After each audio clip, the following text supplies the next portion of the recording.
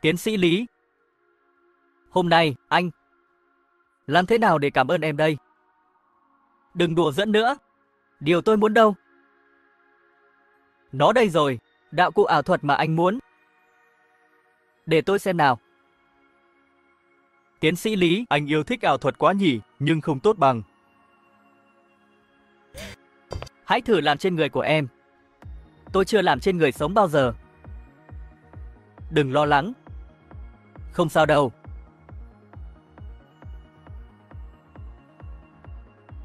Nếu em sinh cho anh một đứa con thì sao?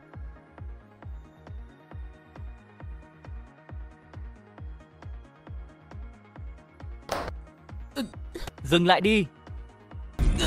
Tiến sĩ Lý, theo lệnh của Thái tử, Tứ Hoàng tử Lý hiện là sự hóa thân của một con yêu nghiệt, ảnh hưởng đến vận mệnh đất nước. Liễu Quý Phi bệnh nặng không thể chữa trị khỏi. Vì vận mệnh đất nước, xét thân với Phi tần Hoàng gia, thực hiện điều đặc biệt. Ta du hành xuyên thời gian và trở thành Tứ Hoàng tử của triều đại Thiên Tân. Thái tử, Giờ tốt đã đến. việc hành quyết đã sẵn sàng. Chấp pháp.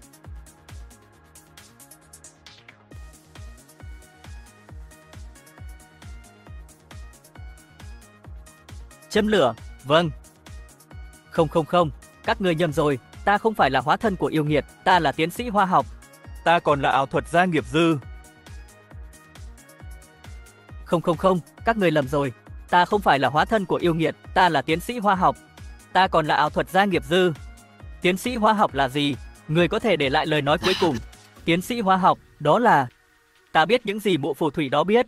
Yêu nghiệt to gan. Sắp chết nên nói những lời ngông cuồng. Ta sẽ để người chết một cách thuyết phục. Mụ giả xấu tính quá. Ta là người thế kỷ 21, chẳng lẽ không đánh bại ngươi sao? Ngươi có biết cái này không? Ngươi chỉ là một lang băm. Ngươi đã phết phốt pho vàng lên tờ giấy vàng đó. Sau đó cọ sát nhiệt làm nó cháy.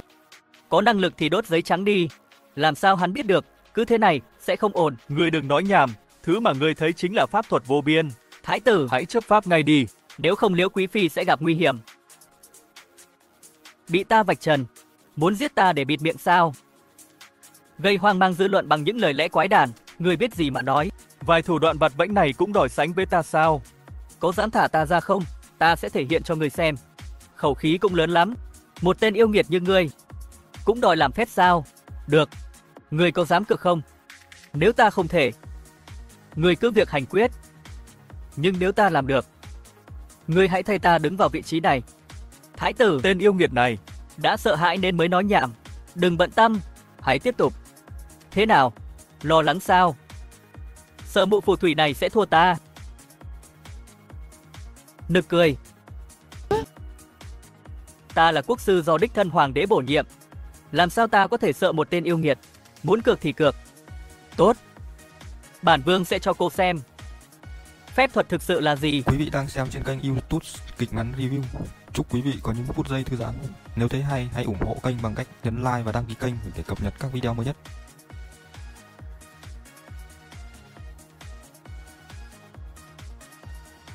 Chết tiệt, không phải mua phải hàng giả chứ? Người nên đốt cháy nó lên. Có muốn ta cho người mượn chút lửa không? Dừng diễn trò đi.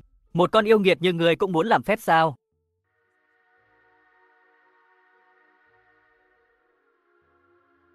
Pháp thuật vô biên. Ngươi hãy nhìn ta đây. Ngươi thấy gì chưa? Mụ phù thủy, cô vừa vẽ phốt pho màu vàng lên tờ giấy đấy. nó cháy khi ma sát tạo ra nhiệt. Muốn lừa ta bằng thủ thuật nhỏ này sao? Hoàn toàn không thể. Đây nhé. Mụ phù thủy, Cô thua rồi. tự mình lên đó và chịu chết đi.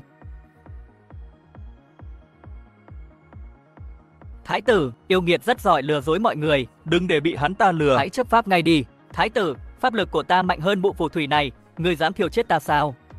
Ngươi không sợ hồn ma của ta lấy mạng ngươi sao? To gan. Vì ngươi đã thắng. Vậy thì không chấp pháp nữa. Tốt quá rồi, điện hạ không phải chết nữa. Làm vậy thôi thì chưa đủ. Ta đã thắng lần cực này. Thiêu chết mụ phù thủy này. Thái tử, không được. Bần đạo có kim bài miễn tử do hoàng đế ban tặng. Không ai có thể chạm vào ta. Tứ đệ, đây là quốc sư do phụ hoàng chỉ định, ngươi không thể tùy ý giết được. Chuyện này đợi bẩm báo phụ hoàng rồi sẽ bàn tiếp. Mụ phù thủy, hôm nay ta sẽ tha cho cô.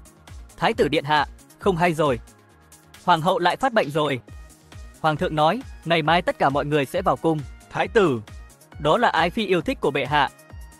Nếu xảy ra vấn đề gì, hậu quả có thể rất thảm khốc. Nếu sớm thiêu chết hắn lúc nãy, nương nương đã không bị như bây giờ. Đưa hắn đến trước mặt hoàng hậu, tình huống không xác định, rồi chặt đầu và hiến tế. Biết đâu có thể cứu mạng hoàng hậu. Người đâu, bắt lấy Tứ hoàng tử. Thả ta ra, không phải người nói thả ra rồi sao?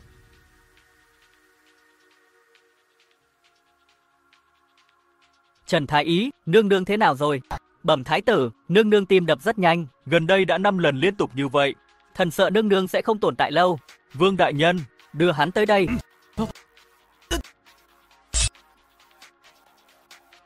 Bản vương phải tự tay giết người, hy sinh cho hoàng hậu đi. Đợi một chút, tim đập nhanh, môi tím tái, đó là một cơn đau tim. Cứu ta với, ngực ta đau lắm. Nương nương bị đau tim, ta có thể chữa khỏi. Có thể chữa khỏi thật sao? nương nương đã có dấu hiệu của kết thúc sự sống. Đến thánh thần cũng không thể cứu được. Thái tử, nếu bây giờ chặt đầu kẻ yêu nghiệt và hiến tế, Có lẽ sẽ có cơ hội. Ngài đừng bỏ lỡ cơ hội này. điện hạ, câu nói của Tứ hoàng tử rất là huyền bí. Thần nghĩ tốt hơn là để Tứ hoàng tử thử một lần, tránh mọi người trở lại triều đình, hiểu lầm người cố tình ngăn cản Tứ hoàng tử cứu hoàng hậu. Được rồi, ta cho người một lát để chữa trị cho Liễu quý phi. Nếu không khỏi bệnh, ta địch thân chạm ngươi. Ta về nhà lấy thuốc, các người cứ đợi đấy mà xem.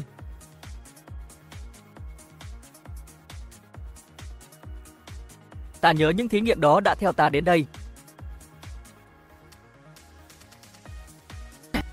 Điện hạ đang tìm gì đó.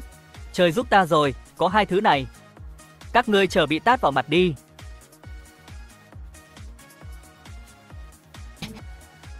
Điện hạ đi đâu vậy? Hoàng cung, Vậy hãy để nô tỳ đi theo người. Nương nương, người ổn chứ? Đã 1 giờ rồi.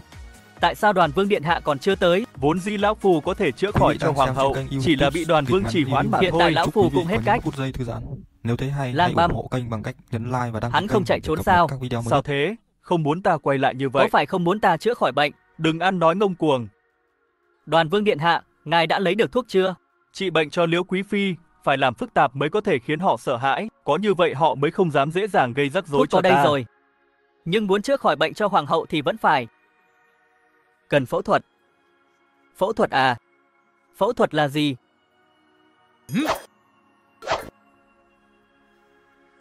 Cái gọi là phẫu thuật, đó là dùng dao cắt bỏ của bời này. Sau đó sử dụng sức mạnh ma thuật để loại bỏ các tổn thương, rồi cuối cùng là uống thuốc. Chỉ bằng cách này, Liễu quý phi có thể khỏi bệnh. Nói lời ngông cuồng, cắt mở ngực, chẳng phải sẽ nguy hiểm đến tính mạng sao? Không có gì vấn đề gì. Được sức mạnh ma thuật của ta bảo vệ, nương nương sẽ không gặp nguy hiểm. Sẽ lành ngay lập tức, không để lại vết thương.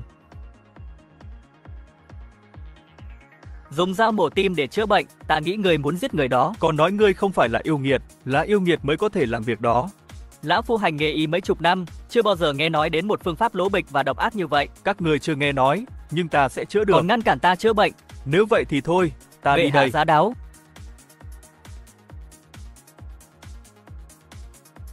Tham kiến phụ hoàng, tham kiến bệ hạ. Bình thân. Thái tử, Trẫm đã nhờ cậy ngươi. chăm sóc thật tốt cho quý phi. Tại sao nàng ấy vẫn ốm thế này? Phụ hoàng, đã xác định rồi. Bệnh của quý phi đều do Lý Hiện gây ra. Đúng vậy, Lý Hiện chính là ác nhân đầu thai.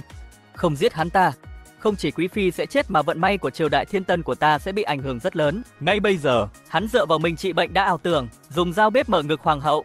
nếu thái tử không ngăn chặn, Hoàng thượng đã không được gặp hoàng hậu rồi. người đâu? Kéo đoàn vương ra ngoài, ngũ mã phanh thây. Phụ hoàng, nhi thần thật sự có thể cứu được quý phi. Ngươi làm thế nào? Dùng dao bếp để moi tim ra. Bạn thực sự là một đứa trẻ 3 tuổi. Hoàng thượng, đoàn vương luôn hiếu thảo. Ngài ấy sẽ không làm hại quý phi. Nài ấy chỉ đùa thôi. Muốn giết thì giết nô tỳ này. Ta không đùa đâu, ta nghiêm túc đấy. Phụ hoàng, nếu hôm nay nhi thần không thể chữa khỏi bệnh, giết thế nào tùy ý. Nếu điện hạ không chữa khỏi, nô tỳ sẵn sàng chôn cùng ngài ấy. Hoàng thượng, nương nương đã hết cách rồi. Tại sao không để Đoàn Vương điện hạ thử xem? Bệ hạ, Đoàn Vương điện hạ tựa hồ không có đùa giỡn. Lão thần nghĩ, chỉ cần có một tia sống thì nên thử. Quốc sư, ngươi có ý gì? Phải mất thời gian để mở trái tim và trị bệnh, vì Đoàn Vương nhất quyết cố chấp. Tại sao không đáp ứng? Quý vị đang xem trên Cũng kênh để hắn YouTube chết mà không còn Kịch gì Ngắn để Review. nói. Chúc quý vị có những phút giây thư giãn. Nếu thấy hay, hãy ủng hộ Được kênh rồi. bằng cách nhấn like và đăng ký kênh. Chấm hứa để với cập nhật ngươi, các video nếu mới nhất. ngươi chữa khỏi, sẽ lập đại công. Nếu không thể chữa khỏi, nhất định chấm sẽ tự tay cắt da thịt của ngươi. Mũ mã phành thây. Thưa phụ hoàng, hãy đợi tin vui của nhi thần.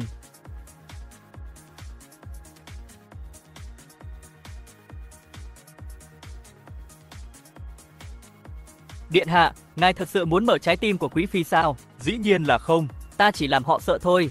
Quý phi bị bệnh tim, chỉ cần một giọt nitroglycerin là khỏi bệnh. Nitroglycerin Đó là gì? là sức mạnh của công nghệ.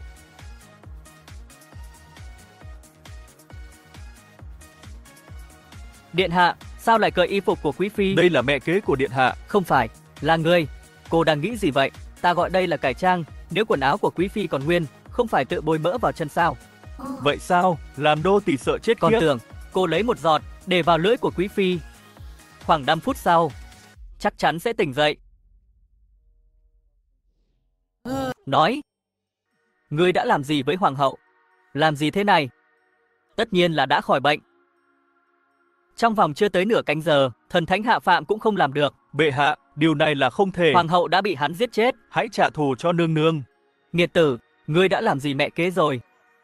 Tú Vân, Ái Phi, nghe nói ngươi vừa cởi quần áo của bổn cung. Ngươi to gan lắm.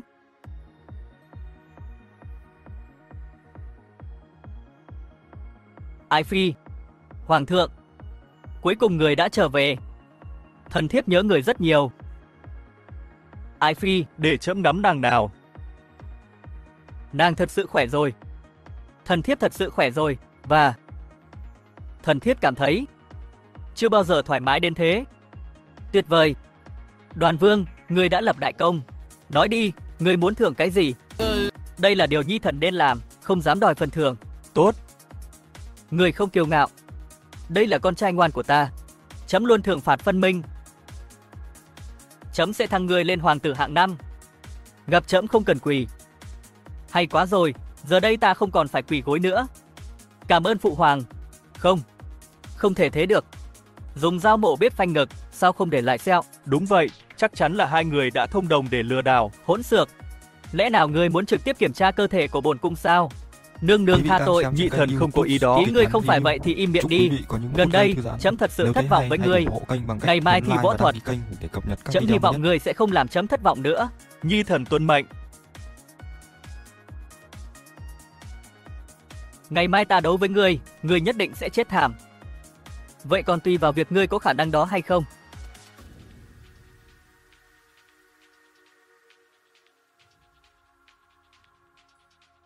Thừa tướng, Ngươi có tin việc đó không? thần không tin nhưng không thể không tin. Suy cho cùng thì chính Đoàn Vương là người đã chữa khỏi bệnh cho hoàng hậu. Nếu nó thực sự có tiến bộ tiếp, chấm có thể cân nhắc việc phong nó làm thái tử. Hoàng thượng, thái tử đã phong rồi, người không thể thay đổi nữa. Chấm chỉ đang nghĩ thôi, nếu thái tử bây giờ cứ như vậy, nó sẽ quản lý cả Giang Sơn trong tương lai thế nào? Phải cho thái tử một bài học, và để bọn chúng cạnh tranh, cũng giúp thái tử có năng lực hơn. Điện hạ, cái gì đây? Đây là sự kết tinh của công nghệ. Vừa nhận được tin, Ngày mai ngài và thái tử sẽ đấu bắn cung. bắn cung sao? Ta từng là cung thủ của đội bắn cung. Không vấn đề gì. Cung thủ đội bắn cung Là gì vậy? có nghĩa là ta rất giỏi bắn cung. Mang cung đến đây để ta tìm lại cảm giác nào.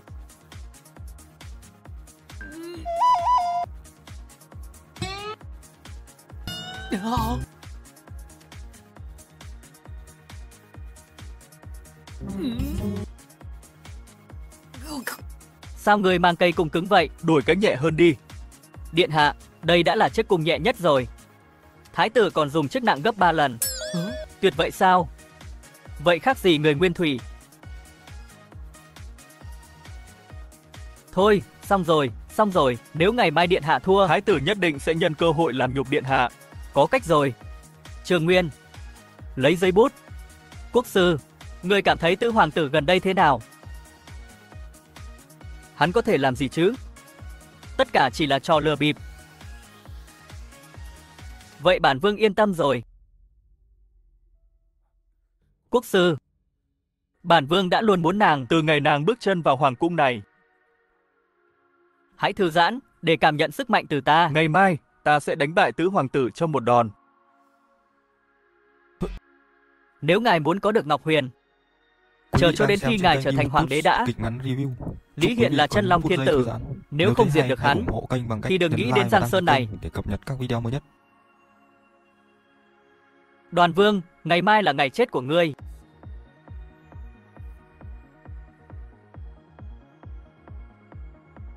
Cuộc thi đã bắt đầu rồi, tại sao Tứ hoàng tử vẫn chưa đến? Chắc là Đoàn vương sợ Thái tử điện hạ nên không tới. Cuộc thi do chính hoàng thượng sắp đặt. Hắn dám không đến. Đó chính là khinh thường, bất kính với phụ hoàng, tội thiếu tôn trọng hoàng đế. Ai đang nói xấu ta?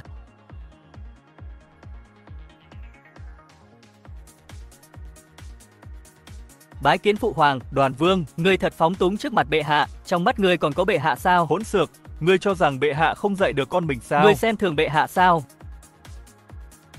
Bệ hạ, Thần không có ý đó. thần không thể hiểu nổi thái độ của Đoàn vương. Đứng dậy, cảm ơn bệ hạ. Đoàn vương, cuộc thi đã bắt đầu, tại sao người đến muộn? Bẩm phụ hoàng, nhi thần không cố ý đến muộn, nhi thần phải luyện tập chăm chỉ để sẵn sàng đánh bại thái tử trong một đòn. Đánh bại bản vương, Ngươi dạo này chém gió thành bão rồi. hôm nay mới bắt đầu luyện tập chăm chỉ, nói ra không sợ mọi người chê cười sao? Ở cấp độ của ta, Tập một buổi sáng là đủ. Thái tử cuộc thi hôm nay sẽ quyết định sự sống và cái chết. Người có dám hay không? Phần cao thấp thôi, hai người là anh em, sống chết cái gì? Bệ hạ, lời hay thì khó thuyết phục. có thể chết trong tay thái tử được coi là may mắn đối với Đoàn vương. Được, nếu người muốn chết, bản vương sẽ đáp ứng cho người. Người đâu? Mang cung tên của bản vương đến đây. Này Đoàn vương, cung tên của ngươi đâu? Hay là quên mang theo rồi? Mang nỏ đến đây.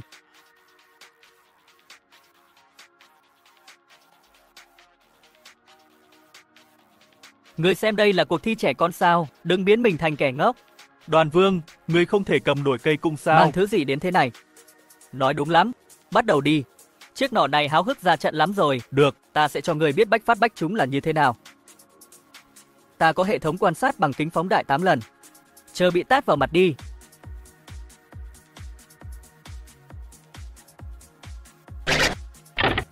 Wow, mũi tên đầu tiên đã trúng vào vòng thứ 8. kỹ năng bắn tên của thái tử lại được cải thiện.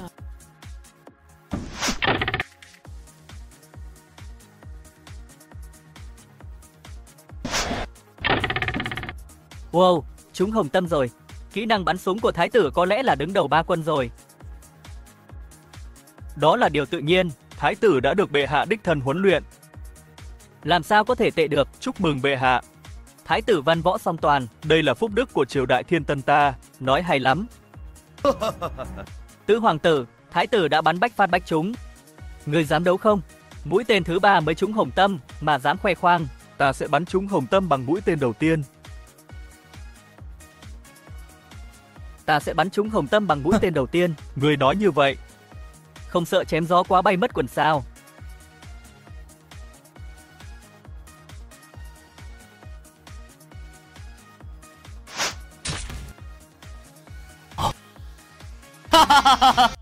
Chất lượng tấm bia đó quá tệ, thực sự đã trúng hồng tâm, thật không thể ngờ.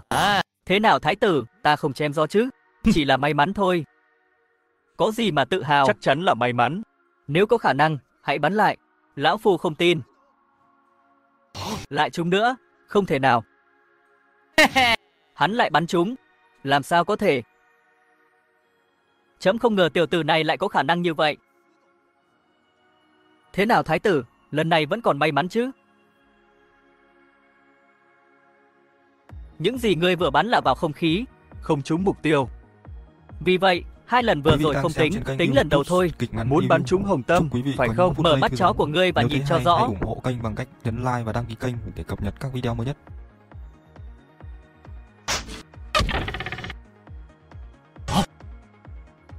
Thế nào, lần này không còn gì để nói nữa phải không? Ai bảo ta không có gì để nói? Những gì ngươi bắn là mục tiêu của ta, không phải của ngươi. Vậy ngươi cũng chỉ trúng lần đầu. Hôm nay ta vẫn thắng, đủ rồi. Đàng hoàng là thái tử mà ăn nói ngông cuồng. Thật là xấu hổ cho trẫm. Nhi thần biết tội, nhưng Nhi thần không phục. Ngươi không nhượng bộ thì sao? Thực hiện lời đặt cược đi, ta là thái tử, ngươi không thể giết ta. Dám ám sát thái tử. Ngươi là kẻ mưu phản, kẻ tiểu nhân như vậy cũng xứng đáng làm thái tử sao? Ngươi. Lão tứ, không được. Sao ngươi dám bắn bản vương?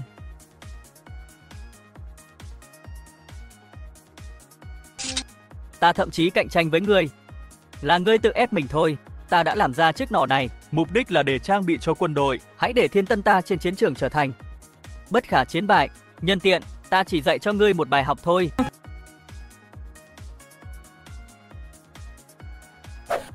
Nói hay lắm. Đoàn vương điện hạ của thực là người có kế hoạch lớn.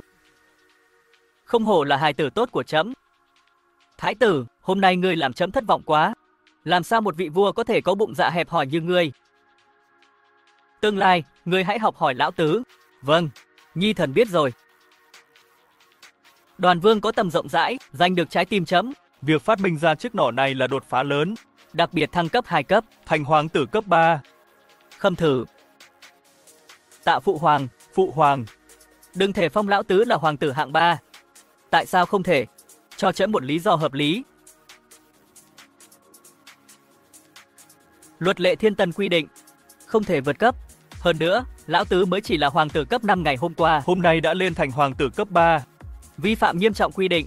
Không sai, chỉ có một chút thành tựu đã thưởng liên tục. Nếu lại lập được thành tích lớn, vậy bệ hạ định phong làm gì? Mặc dù, lão tứ bắn cùng chính xác, nhưng không có chút lực. Không có sức chiến đấu trên chiến trường. Thái tử nói cũng có lý đấy. Nó thực sự vô dụng nếu nó không có khả năng sát thương. Trẫm đã không nghĩ về nó. Nếu đã như vậy, không ban thưởng nữa. Lão tứ đừng nản lòng nhé. Hãy tiếp tục phát huy, lập đại công lớn. Trẫm sẽ lại thưởng lớn. Phụ hoàng anh minh. Bệ hạ anh minh. Ai nói chiếc nỏ của ta không gây thương vong? Bản vương bắn cung có thể xuyên qua áo giáp dịch cách 100 bước. Ta nghĩ rằng chiếc nỏ của ngươi không thể xuyên qua áo giáp sắt. Ta làm ra thứ này để tăng cường sức mạnh quân đội. Đừng nói đến áo giáp. Có thể xuyên qua áo giáp sao? Nếu thấy hay, hãy ủng hộ kênh bằng cách nhấn like và đăng ký kênh để cập nhật các video mới nhất. Bẩm phụ hoàng, tất nhiên là vậy rồi. Chiếc nỏ này có 3 mức điều chỉnh. Cấp độ cao nhất có thể phá vỡ áo giáp dày 5 in từ khoảng cách 100 bước. Người bắn chúng đảm bảo sẽ chết. Khẩu khí lớn lắm. Bản vương bắn chỉ có thể xuyên thủng áo giáp dày 3 in. Nỏ của ngươi có thể phá vỡ áo giáp 5 in. Khuê khoang cần phải thông minh, nếu không sẽ chỉ xấu hổ. Lão tứ, khả năng xuyên thủng lớp giáp dày 5 in từ khoảng cách 100 bước đơn giản là không thể. Con đã làm rất tốt rồi. Đừng để bị cuốn đi và đánh mất vị trí này. Lui về nghỉ ngơi đi. Vì mọi người không tin. Vậy thì ta chỉ có thể chứng minh thôi. Mang giáp lại đây. Chưa thấy quan tài chưa đổ lệ. Giáp sắt sẽ không có điểm nào trên đó.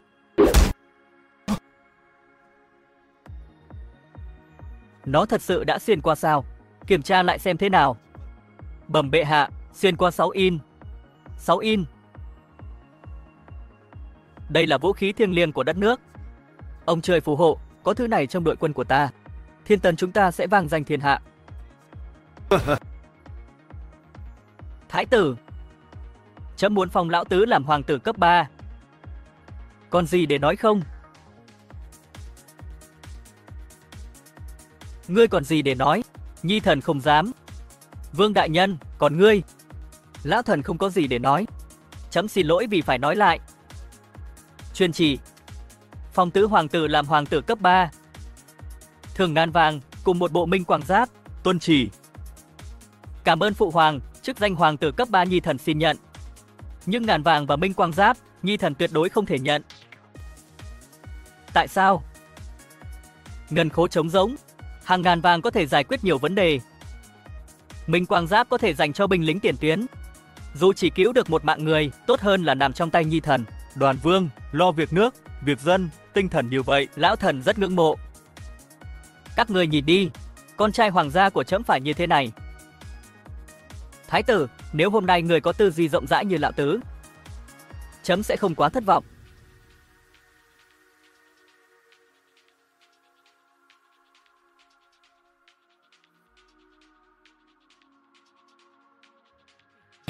Điện hạ, ngài thật tuyệt vời. Ngay cả thái tử cũng không sánh được. Chỉ xem sau này anh ta có dám làm khó chúng ta không. Ta nói hai người. Quý vị đang xem trên Vừa rồi các YouTube người chưa thấy kịch ngắn vẻ review. mặt thái tử đâu. Chúc quý vị Gần có như những phải phút giây quỳ thư xuống. giãn. Nếu thấy hay, hãy ủng hộ kênh bằng cách nhấn like và đăng ký kênh để cập nhật các video mới nhất. Nói, cái nỏ của ngươi đến từ đâu? Ngươi đã tạo lửa từ xa như thế nào? Tại sao ta phải nói với ngươi? Không nói, tất cả các ngươi hôm nay đều phải chết. Điện hạ, mau buông điện hạ. Hai người đi trước. Ngươi nghĩ ta không dám giết người sao?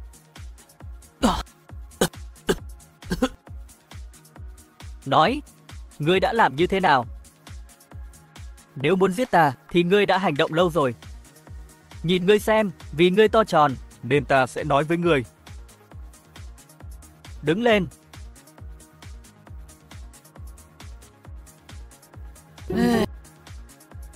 Nào.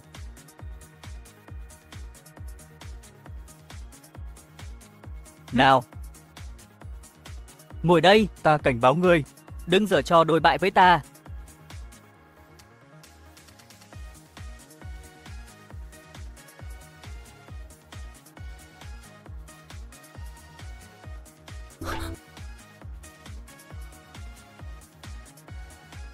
Ta đã mua nó trên Shopee. Ngươi đang đùa ta à?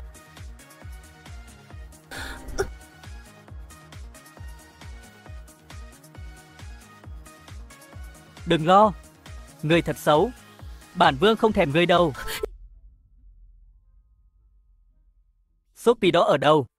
Chỗ đó người ta có thể đặt hàng và order ở đó. Còn việc tạo lửa từ xa, Tạo lửa từ xa. đây là một bí mật lớn. Ta không thể nói cho người biết nếu người không hôn ta. Ngươi đang tìm kiếm cái chết. Ta cho người.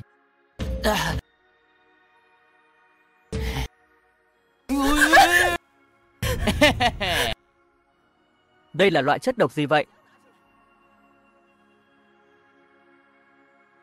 Chất độc gì vậy?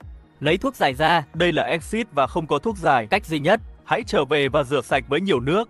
Nếu trì hoãn lâu hơn sẽ bị ăn mòn đến tận xương. Ngươi chờ ta đó. Ta sẽ khiến ngươi trả lại gấp đôi. Mụ phù thủy, dám gây sự với ta lần nữa. Lần sau ta sẽ tế vào mặt ngươi.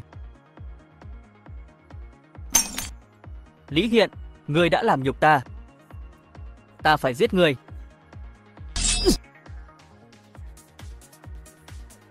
Quốc sư, Tay ngươi bị sao vậy? do Lý Hiện âm mưu. Hắn có thứ gọi là exit trong tay. Chỉ cần chạm vào thịt sẽ lập tức biến thành thế này.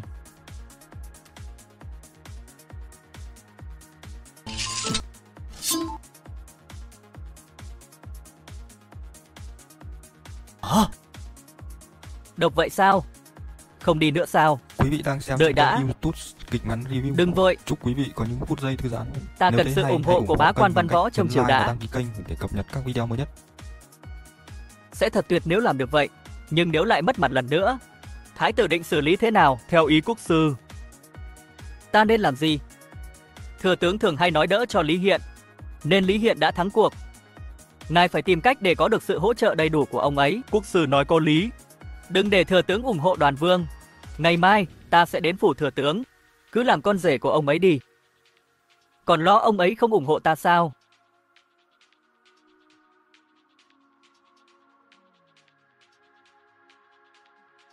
Điện hạ, sao người đổ mồ hôi nhiều thế? Ta đang rực lửa. Điện hạ, Thái tử tới phủ thừa tướng cầu hôn, viết thơ tặng Bạch Tuyết tiểu thư. Bạch Tuyết là người phụ nữ tài năng nhất. Thật đáng tiếc cho một bông hoa, sắp cắm phải đống phân rồi. Không biết nên cắm vào ai.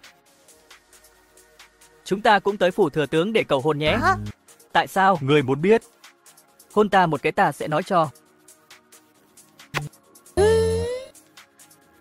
Không tôi. Ta sẽ nói cho người. Thái tử muốn ép thừa tướng lên thuyền cùng mình. Nên ta phải ngăn hắn lại. Nếu không thì, Nếu hắn được thừa tướng ủng hộ thì ta sẽ không còn cơ hội nữa. Chỉ đánh bại thái tử và trở thành hoàng đế, chúng ta mới có thể sống sót. Dù sao thì ta cũng không thể quay lại được, tại sao không chiến đấu để làm vua ở đây? Làm vậy phải có tham vọng lớn nhưng đó lại là khiêm tốn của ta. Sẵn sàng thề trung thành với điện hạ, có lên đùi dao xuống chảo dầu, thuộc hạ không bao giờ cau mày. Ta cũng vậy. Ta nghe nói Bạch Tuyết tiểu thư rất tài năng.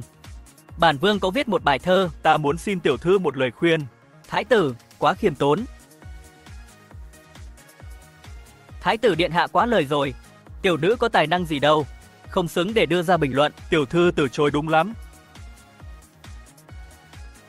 Những bài thơ đó này chắc chắn là do người khác viết. Người sẽ thú vị hơn nếu tiểu thư cùng ta ngâm thơ. Thái tử làm thơ, người cũng đến làm thơ, có phải người theo dõi thái tử không? Thái tử của ngươi đến để thảo luận. Bản vương đến ngâm thơ, sao lại thành theo dõi được? Thảo luận và ngâm thơ giống nhau cả thôi. Tất nhiên là khác. Việc đó chỉ có thiên cầu mới làm thôi. Ta ngâm thơ là để tán tỉnh tiểu thư.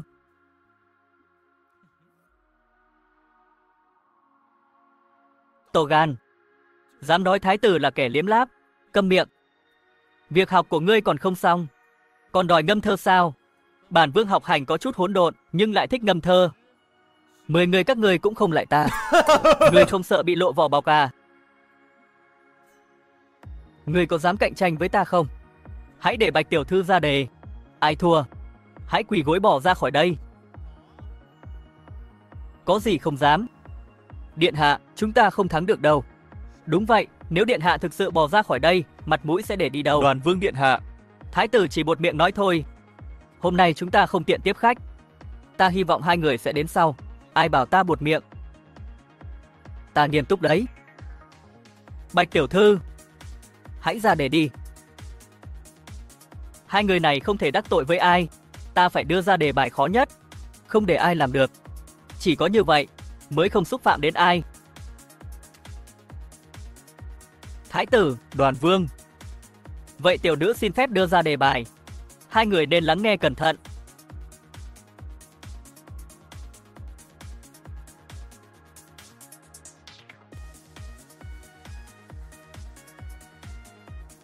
Một ngày ta ngủ, mơ thấy thợ săn bắn con ngỗng cái. Đàn ngỗng trời kêu buồn, không đành lòng rời đi. Một con đã đập đầu vào một vách đá trên núi. Hãy viết một bài thơ về tình huống này. Quý vị đang xem trên kênh YouTube. Thời gian là một nén hương. Một nén nhang làm về vấn đề này. Nếu thấy hay, hãy ủng Bạch hộ tiểu kênh thư có bằng cố cách ý nhấn làm thái like tử và đăng xấu ký hổ kênh không? để cập nhật các video Tiểu mới nữ nhất. không có ý gì. Thái tử, nếu ngài thấy khó khăn, ta sẽ thay đổi câu hỏi. Không phải là ta không thể giải quyết vấn đề này. Nhưng chủ đề này, hai con vật cũng yêu cầu bản vương viết thơ cho chúng. Thái tử nghĩ thành hai con vật sao? Thật khó tìm người tâm giao. Nếu không làm được thì cứ nói ra, tại sao lại nói như vậy? thái tử, đại ca của ta, Người có thể bớt vô liêm sỉ được không? muốn thì ngươi làm đi. Phải làm chứ. Chỉ cần Bạch tiểu thư hợp tác.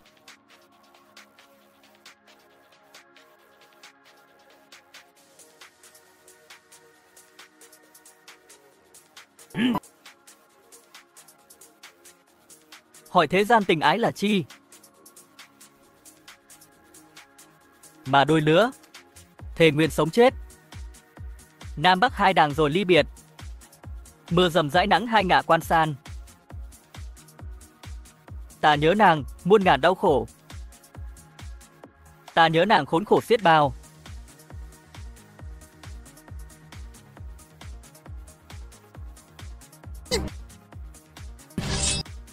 Điện hạ, Dơ nang, đang ở nơi nào? Nhấp nhô mây núi, nào nào cõi lòng. Tốt.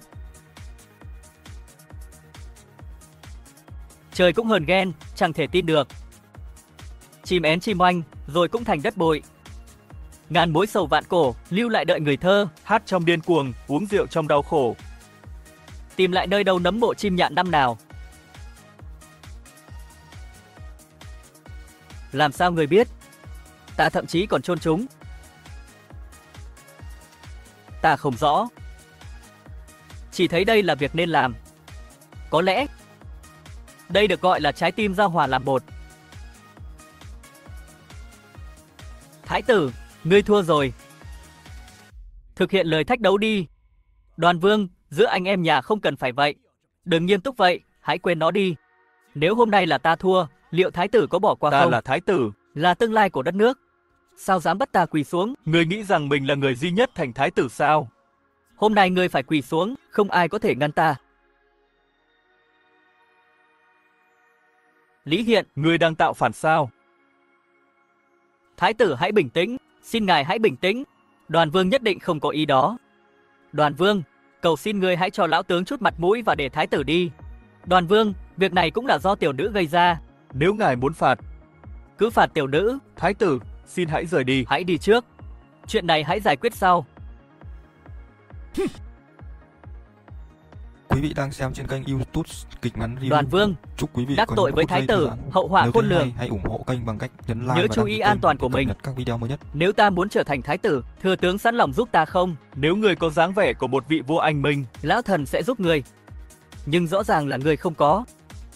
Hiện tại chưa có, nhưng sẽ sớm có. Thừa tướng đợi xem đi.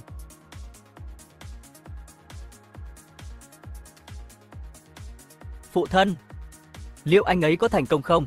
Giấc mơ của kẻ ngốc, hắn không biết thái tử tàn nhẫn đến mức nào đâu. Còn cần giữ khoảng cách với hắn, để tránh tai họa không cần thiết.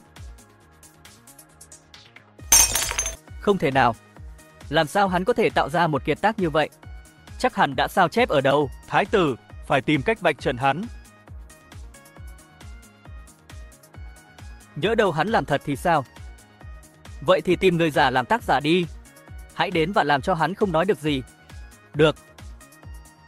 Giao việc này cho ngươi. Thần sẽ làm ngay. Quốc sư, Ngươi chưa bao giờ hành động. ngươi định đợi bao giờ? Chờ cơ hội. Chờ đợi một bí mật buộc hoàng đế phải giết hắn. Hoàng thượng, Vân Châu 5 ngày trước, bất ngờ bị dòng đất lật đổ. Vô số thương vong. Đây là báo cáo thần vừa nhận được. Cái gì? Dòng đất lật đổ là gì? Dòng đất lật đổ? Không phải là động đất sao? Hàng trăm năm nay, Vân Châu chưa bao giờ xuất hiện dòng đất. Vì sao năm nay lại đột nhiên xuất hiện? Bẩm bệ hạ, 5 ngày trước khi trở về, tử vi bệ hạ đột nhiên mở Cho đi. rằng Thiên Tân sẽ tiếp tục gặp xui xẻo. Vân Châu mới có thảm họa như vậy. Nói xem, tại sao Thiên Tân lại gặp xui xẻo như vậy? Đương nhiên là có một con yêu nghiệt tái sinh vào hoàng gia. Con yêu nghiệt này chính là Lý Hiện. Không sai, thần đã đích thân xem quốc sư bói. Tất cả là lỗi của Lý Hiện. Lý Hiện gây rắc rối vô tận. Xin phụ hoàng xử chết hắn. Nếu không, triều đại Thiên Tân của chúng ta sẽ gặp nguy hiểm.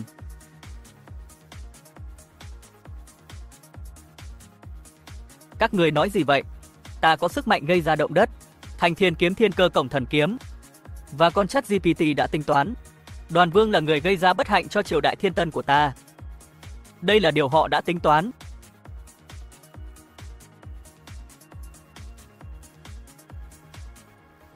Lý Hiện, ngươi có gì để nói không? Phụ hoàng, động đất là hiện tượng tự Quý vị nhiên. đang xem Họ trên làm kênh như vậy YouTube là muốn kịch giết ngắn nhi review. thần. Chúc Phụ quý hoàng, vị có những hắn phút là giây một thư con giãn. yêu nghiệt. Nếu thấy hay, Hắn hãy rất ủng giỏi hộ lừa kênh mọi bằng người. cách nhấn like Giá và như đăng ký ta kênh giết hắn để hôm cập đó. nhật các video Vân mới nhất. Châu đã không gặp họa. Không bao giờ là quá muộn để làm. Xin bệ hạ sớm có quyết định. Xin bệ hạ sớm có quyết định. Bệ hạ, lý thuyết siêu hình là ảo tưởng, đừng nên tin nó. Để tránh mắc sai lầm lớn. Lão tứ, gần đây ngươi đã cho chấm quá nhiều điều bất ngờ. Tình huống hôm nay, ngươi vẫn có thể giải quyết không? Phụ hoàng, điều nhi thần muốn nói là kết quả bói toán của quốc sư không có vấn đề gì lớn. Phụ hoàng, hắn đã thừa nhận, hắn là yêu Tai nghiệt. người có vấn đề à? Ta đã nói là không có vấn đề gì lớn. Biết đâu nó lại có vấn đề nhỏ. Sức mạnh của quốc sư thông thiên còn có vấn đề gì Vấn đề nhỏ là con yêu nghiệt đó không phải là ta. mà là một người khác. Không là ngươi thì là ai? Ta cũng không biết điều này, nhưng mà nó biết. Đó chỉ là một tờ giấy trắng. Nó có mạnh hơn quốc sư sao? Đại nhân nói đúng. Quốc sư, Cô ta đang nói dối. nhưng nó chắc chắn sẽ không. Đây là bùa thiên phúc. Mỗi người chúng ta hãy thở một hơi vào nó. Sau đó đốt nó. Ai là yêu nghiệt? Tên người đó sẽ được tiết lộ trong đống tro tàn mục nát. Thái tử, Người có dám không? bản vương này là người thừa kế đất nước. Làm sao có thể là yêu nghiệt? Nếu không tại sao không dám? Dám không? Có gì mà không dám?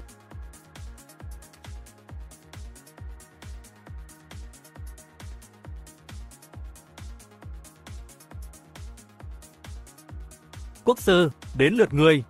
ngươi dám không? Có gì mà không dám? Để xem ngươi có thể giở trò ma quỷ nào. Tại sao nó lại có mùi như vậy? Ngươi bị hôi miệng rồi. Vô lý, ta đánh răng hàng ngày, hôi miệng thế nào được? Vậy là ngươi đánh răng sai cách. Ta sẽ dạy ngươi sau. Được rồi, mọi người đã có khoảng thời gian vui vẻ. Bây giờ, chúng ta hãy cùng xem ai là yêu nghiệt thực sự.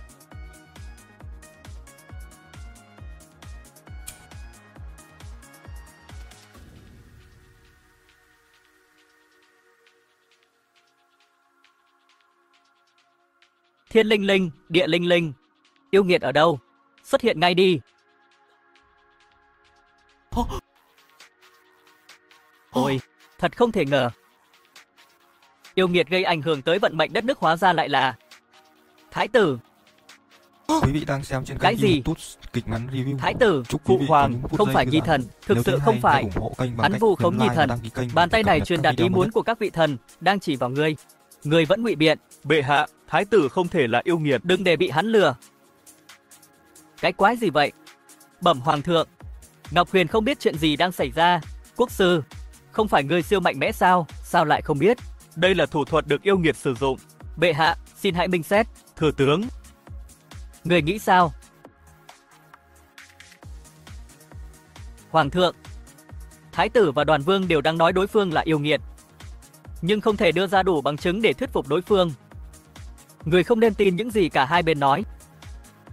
Không suy xét kỹ. danh tiếng hoàng gia sẽ bị tổn hại. Được rồi. Chuyện yêu nghiệt kết thúc ở đây. Ai còn truyền bá, trẫm nhất định sẽ không tha. Tuân chỉ, thần tuân chỉ. Ngươi đừng tự đắc quá sớm. Ta sẽ đấu đến cùng.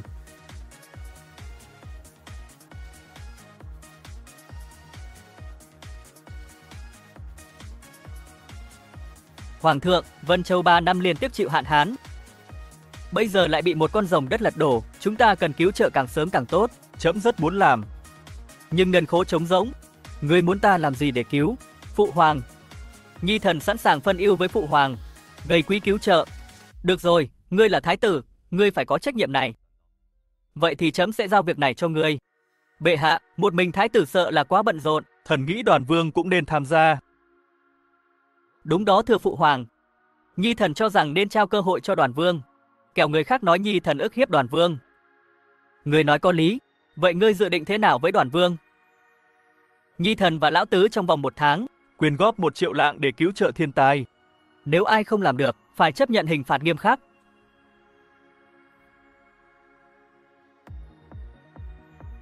Được, vậy cứ để hai người thử. Hãy để chấm xem người nào có khả năng hơn. 1 tháng sau, các nạn nhân có lẽ đều đã chết. Theo ý của Nhi thần, trong vòng 10 ngày phải kiếm được. 10 ngày, làm sao có thể được?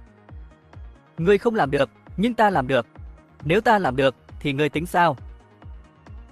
Nếu ngươi làm được, ta sẽ từ bỏ vị trí thái tử này. Nhưng nếu ngươi không làm được thì sao? Nếu không kiếm đủ tiền, ta sẽ tự sát ngay tại chỗ. Được, Có phụ hoàng chứng kiến. Đừng có rút lời.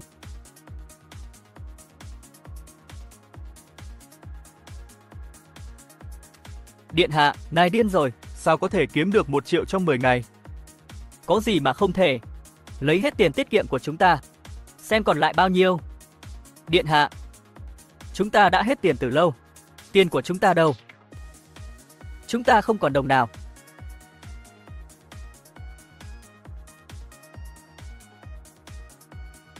Bản vương nghèo vậy sao? Dù sao ta cũng là một hoàng tử mà.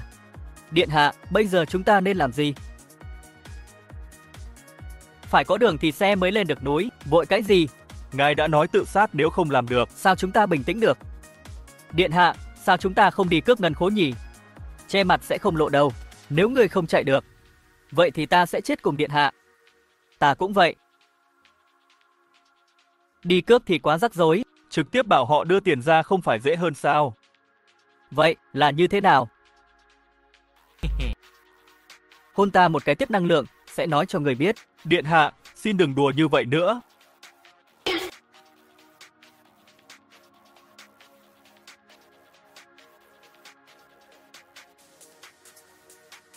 Bệ hạ muốn nước không? Nô tỳ sẽ cho điện hạ nhiều hơn. Bản vương sẽ mỉm cười chấp nhận. Điện hạ, xin hãy nhẹ nhàng. Đây là lần đầu tiên của nô tỳ. Quý vị đang xem trên kênh YouTube Kịch Ngắn Review. Chúc quý vị có những phút giây thư giãn. Nếu thấy Người hay, bao hãy nhiêu ủng tuổi? hộ kênh bằng cách nhấn like và đăng ký kênh để 15 cập nhật ạ. các video mới nhất. Con bé mới 15 tuổi. Điện hạ, có gì không vui sao? Ngài không thích sao? Người quá trẻ. Hôm nay lão tứ không phải sẽ mang đến 1 triệu lượng sao? Tại sao không thấy đâu? Sợ là nó bỏ đi rồi. Tham kiến phụ hoàng. Lão tứ, thời hạn đã đến. 1 triệu lạng mà ngươi huy động đến đâu rồi?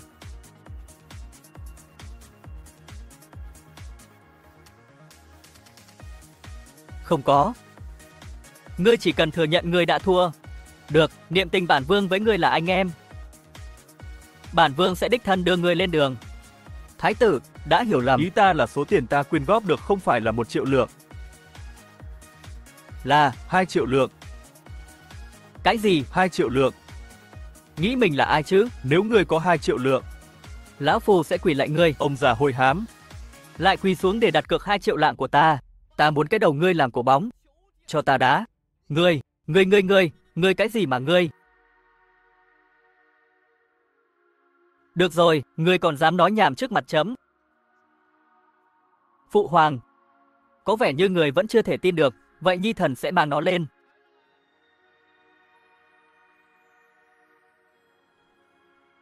Đặt xuống. Mở ra. Làm sao ở đây có thể có nhiều đến 2 triệu lượng như vậy? Xin phụ hoàng kiểm tra.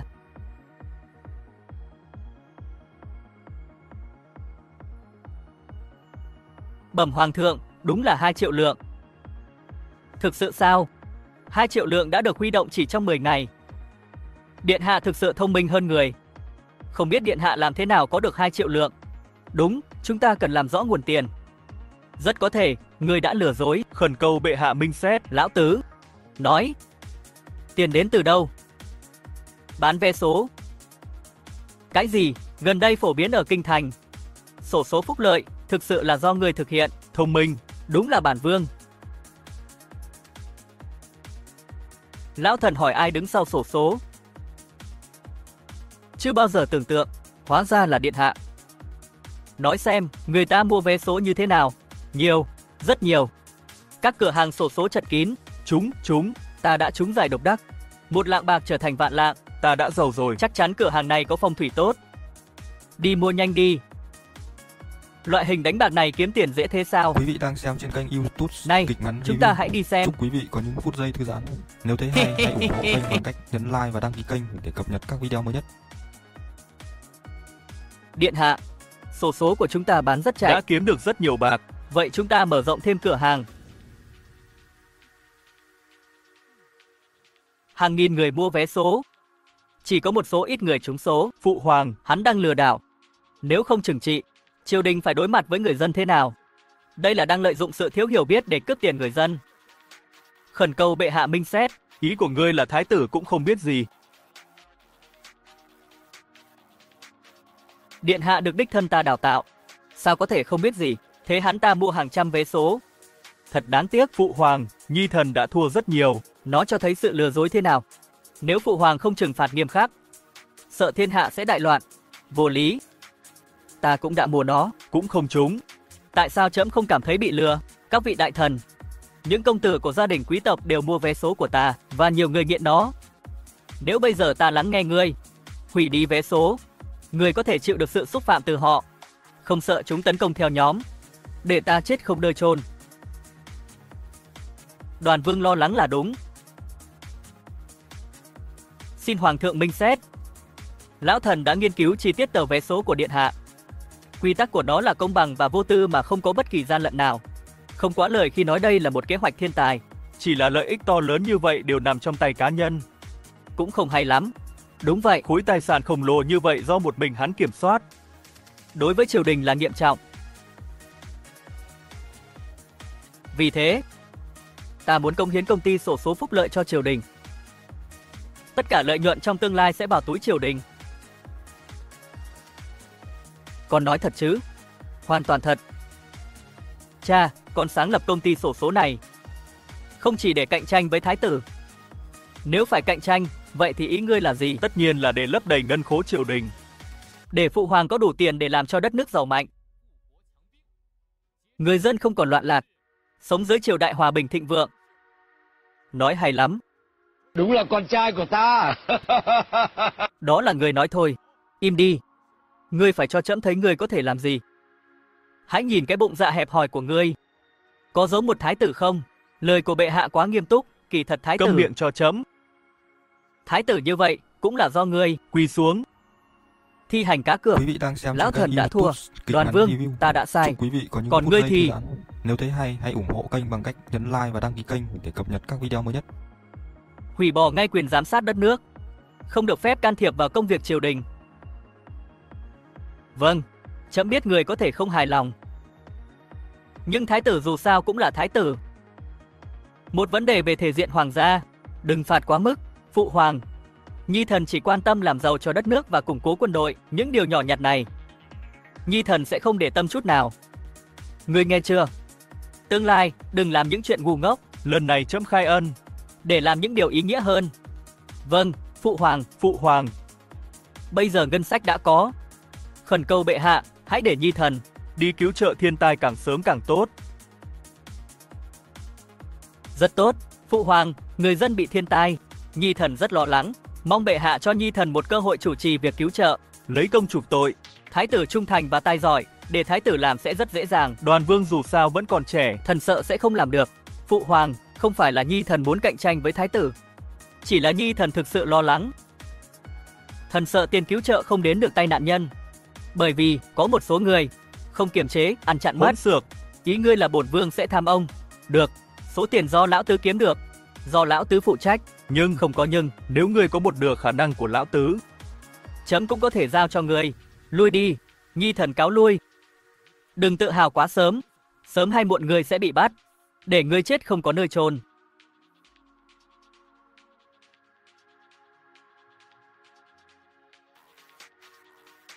Lão tứ, chấm không thiên vị bất cứ ai. Thắng làm vua. Nhớ chú ý bản thân cho tốt. Điện hạ, người có biết ý nghĩa lời nói của hoàng thượng không? Phụ hoàng đang cười nhạo ta và thái tử. Ai thắng sẽ kế thừa ngai vàng. Điện hạ thực sự biết. Ta không có hứng thú với ngai vàng. Nhưng để sống sót, buộc phải làm vậy. người chiến thắng và kẻ thua cuộc. Nếu ngươi không thể chiến thắng, tương lai thái tử lên ngôi, ngươi nhất định phải chết. Thừa tướng đã quyết định giúp bản vương chưa? Vậy thì ngươi nên thực hiện lời hứa của mình trước. Hứa gì? Không có gì là mãi mãi. Chờ dã man cả hát uống rượu cuồng loạn. Đến thăm bầy chú lùn. Hôm khác ta sẽ mời Bạch Tuyết tiểu thư đến gặp bầy chú lùn truyền thuyết. Được, Bạch Tuyết chờ tin hoàng tử. À, xin lỗi. Mấy hôm nay bận quá nên quên mất. Thừa tướng yên tâm, Ta sẽ sắp xếp việc này ngay. thái tử dạo này ngày nào cũng chạy đến phủ thừa tướng ta. Ta đã hẹn con gái mình đến đó giúp ngươi rồi. Cứ chăm lo cho bản thân mình đi. Lý Cảnh. Điện hạ, người thật lợi hại. Chỉ vài ngày, tay trắng. Đã kiếm được vài triệu lượng. Sao gọi là tay trắng kiếm được tiền? Đây gọi là trí tuệ. Đúng. Điện hạ có trí tuệ. Điện hạ, người có thấy ta có gì khác biệt không? Không có gì khác. Có khác mà. Điện hạ, xin hãy xem xét kỹ hơn. Của nô tỳ đã lớn hơn rồi đó. Cứ để nô tỳ hầu người đi ngủ. Chúng ta không hợp về tuổi tác. Điện hạ. Điện hạ, Nô tỳ đã 15 tuổi rồi mà. 2 năm nữa sẽ già đó. Người đến đây lúc nào? Người đi ra ngoài.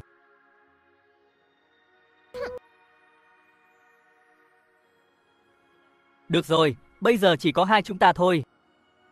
Đừng lại gần ta. Bên ngoài đều có lính gác.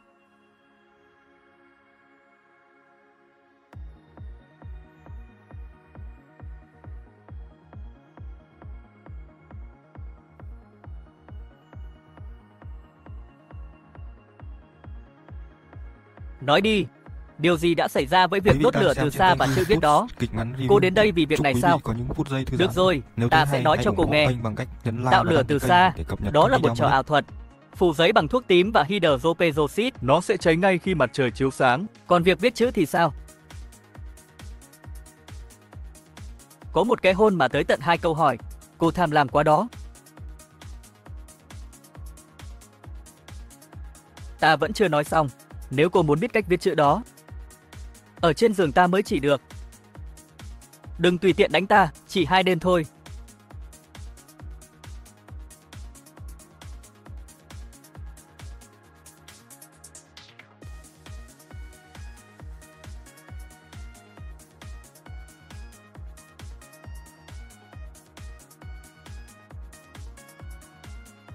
Thái tử luôn muốn biến ta thành thế thiếp.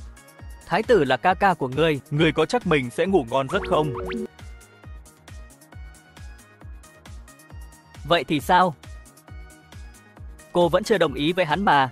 Ta chỉ muốn phế bỏ hắn. Tốt hơn hết là chọc tức hắn đến chết. Cạnh tranh công bằng. Cha ngươi luôn muốn nạp ta làm ái phi. Nếu ngươi dám chạm vào ta, ta sẽ đồng ý với bệ hạ. Nói với bệ hạ để ngươi quỳ xuống trước ta và gọi là mẹ kế. Ngươi có chắc là ngươi vẫn ngủ ngon giấc?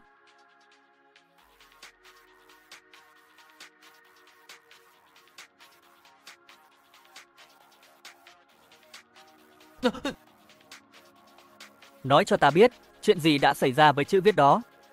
Ngươi không nói, ta sẽ cởi y phục xuống. Chữ viết đó cũng là một ảo thuật. Giấy được tẩm thuốc thử hóa học, các từ cũng được viết sẵn bằng thuốc hóa học. Hóa học nào thế?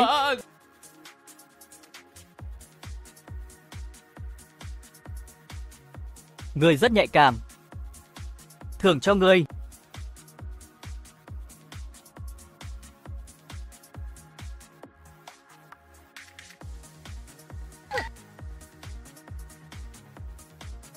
Điện hạ, quốc sư đã chủ động hôn ngài. Cô ấy là người đẹp lạnh lùng. Đừng nói vớ vẩn. Thứ này phải để trong lòng, không được nói ra ngoài.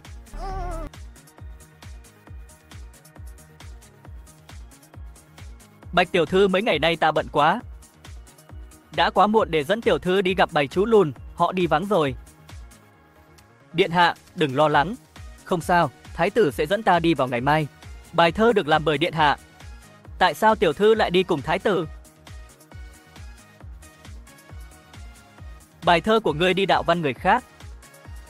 Thật xấu hổ khi cầu hôn trước mặt bạch tiểu thư. Tại sao lại nói điện hạ đạo văn? Ta có bằng chứng.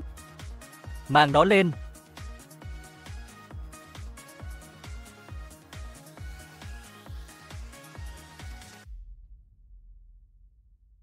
Bạch tiểu thư, bài thơ đó thực sự là do ta viết ra. Ngày đó tiểu thư chôn con vật đó, ta đang cảm nhận và viết nên bài thơ đó. Không bao giờ nghĩ rằng sẽ có người đánh cắp nó. Chỉ dựa vào lời nói của ngươi, dám nói bản vương đạo thơ ngươi. Ta cũng nghĩ có thể là công tử đấy nói dối. Nhưng ta đã kiểm tra và ngày hôm đó công tử đã ở đó. Vấn đề là ta đã đọc tập thơ của công tử. Phong cách giống với bài thơ đó. Có thể bài thơ đó chắc chắn là do công tử viết. Quan trọng là bình thường ngươi không biết gì, sao tự nhiên ngươi có thể nghĩ ra những lời hay thế nhỉ? Đoàn vương, xin hãy đi đi. Ta không muốn gặp lại ngài. Cô muốn gì? Mới tin bản vương. Tuyển tập thơ của Mã công tử được xếp hạng nhất. Nếu ngài có thể vượt qua Mã công tử, Ta tin ngài. dựa vào hắn sao? Đòi thắng Mã công tử, Bản vương cá, bây giờ hắn thậm chí không thể viết ra một bài thơ trữ tình. chứ đừng nói đến thắng Mã công tử. Về làm thơ, Quý vị đang có xem nhiều trên người kênh có thể View vượt Food, qua ta. kịch ngắn review. Chúc quý vị có những phút giây thư giãn. Nhưng đó Nếu sẽ thấy không phải hay, là hãy điện ủng hạ hộ ngài. kênh bằng cách nhấn like và đăng ký kênh để cập nhật các video mới nhất. Vậy bản vương sẽ cho người xem. Cái gì được gọi là 100 bài thơ về rượu. Mang rượu. Làm thơ uống rượu. Có cần hình thức vậy không? Trở nên kiêu ngạo như vậy. Đừng đánh mất phẩm giá hoàng gia.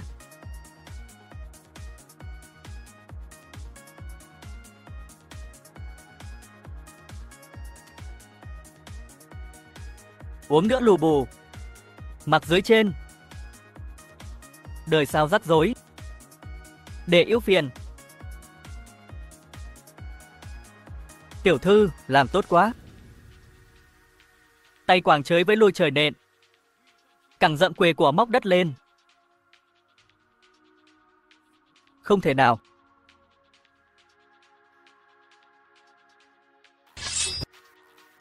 Rượu nốc liêng biêng thành kẻ nghiện. Bia xài tránh choáng tựa thằng điên.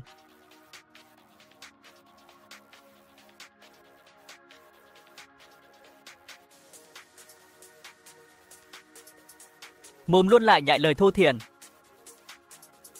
Cả nước thối tha. Tớ cạn liền.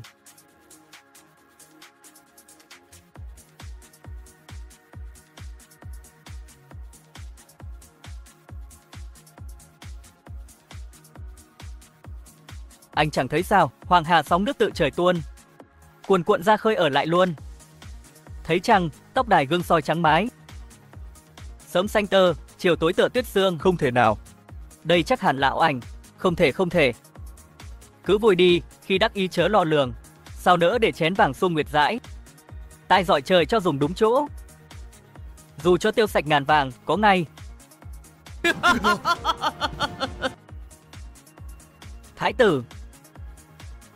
Trên thực tế, điều mà bản vương giỏi nhất là không làm gì cả.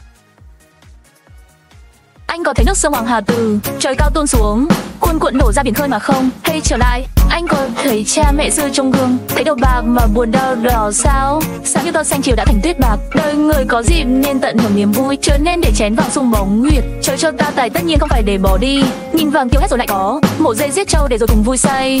Mỗi lần uống đủ 300 chén rượu, này bác Sẩm và bác Đan Khâu sắp mời rượu trở nên ngừng chén. Ta vì các người mà hát một bài, xin hãy vì ta mà lắng tai nghe. Nhạc hầu và món ngon là thứ chi chi, sao bằng say hoài không mong tình. Xưa nay thánh hiền đều im bặt, chỉ có kẻ say là tiếng để muôn đời. Trần Vương xưa mọi việc tại cung Bình là cũng vậy, rượu ngon đáng nghìn đồng một đấu mà vẫn tươi cười thoải mái. Ai bảo ta ít tiền, hãy mau mua rượu về để ta cùng nhau uống cạn. Ngựa năm sắc áo nghìn vàng, này con ơi hãy mang đổi lấy rượu ngon để ta cùng các bạn diệt Hà Nội.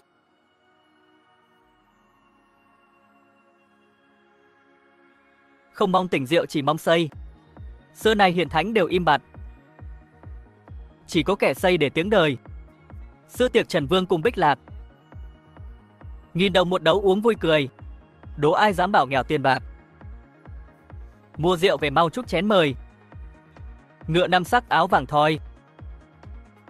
Con ơi, đổi lấy một vò rượu ngon. Tốt. Đoàn Vương xứng đáng là thánh chủ của triều đại Thiên Tần chúng ta. Mã Văn Tài, ngươi chẳng khác gì một kẻ ngốc.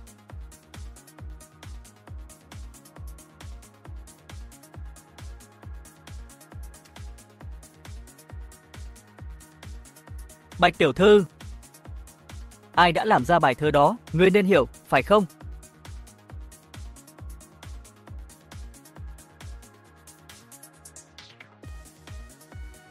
Ngươi thật to gan. Sao ngươi dám nói dối ta? Không phải ta, thực sự không phải ta. Sao ngươi dám nói xấu điện hạ? Ngươi muốn bị Chu Di cửu tộc sao? Ôi trời ơi, xin hãy tha cho tôi. Thái tử buộc ta phải làm điều này. Nếu không thái tử sẽ giết ta. Ngôn cuồng, ngươi dám vu oan bản vương. Ta giết người. Thái tử muốn giết người bịt miệng sao? Đã quá muộn rồi đó. Cảm ơn vì không giết ta. Đừng tự đắc quá sớm.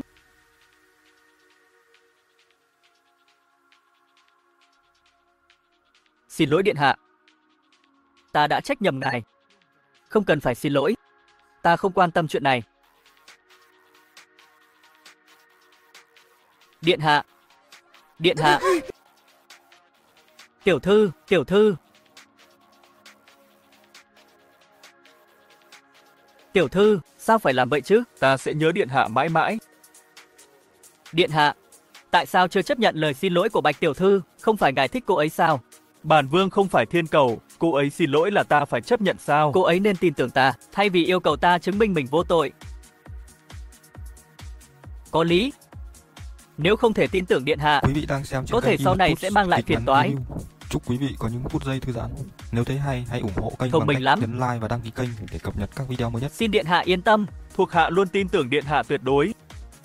Cho dù điện hạ nói, mời Bạch Tuyết gặp bảy chú lùn, thuộc hạ tuyệt không hoài nghi.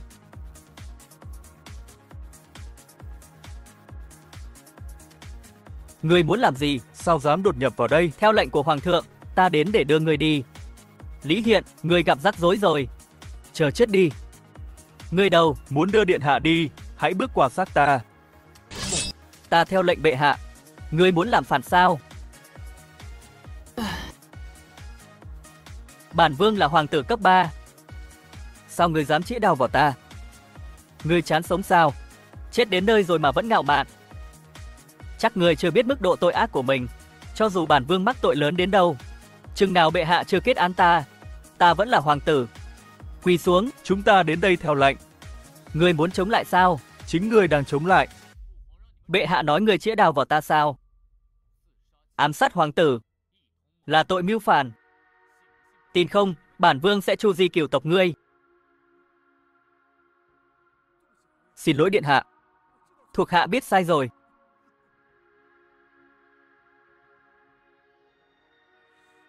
Nếu ngươi trở thành tù nhân, ta sẽ bắt ngươi phải trả gấp đôi. Lần này chắc chắn có đại sự. Rất có thể sẽ là một thảm họa. Nhi thần bái kiến phụ hoàng. Không biết phụ hoàng cho gọi Nhi thần đến có việc gì.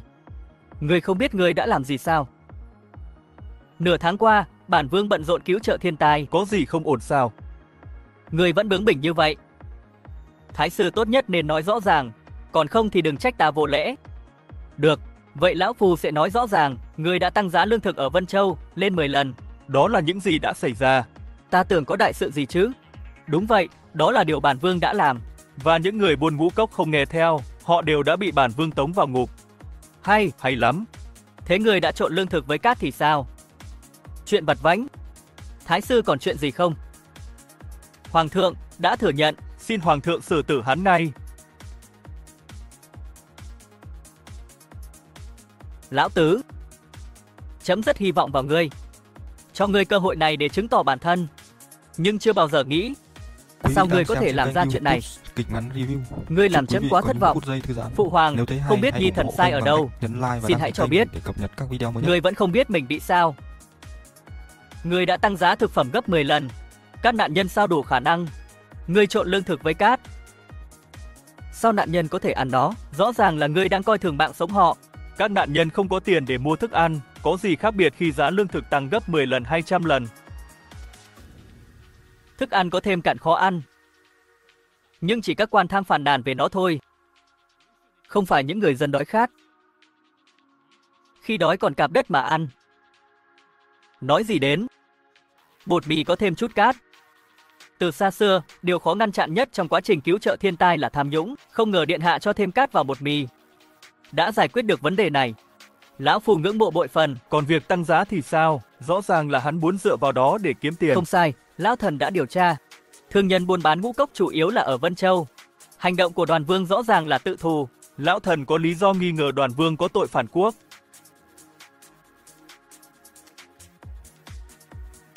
Đoàn vương, ngươi giải thích chuyện này thế nào?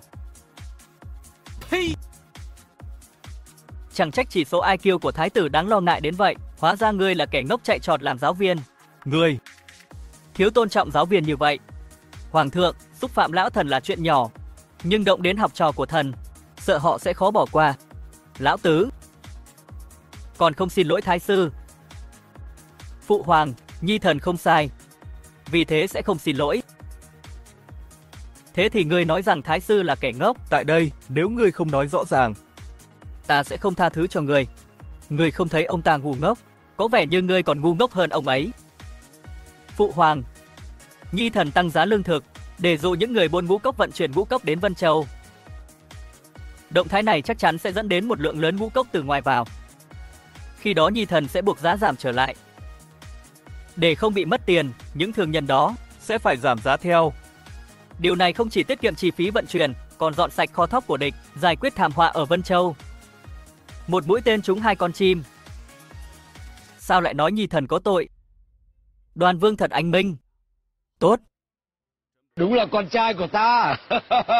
Lão tứ thực sự đã hoạch định một chiến lược để chiến thắng cách xa cả ngàn dặm.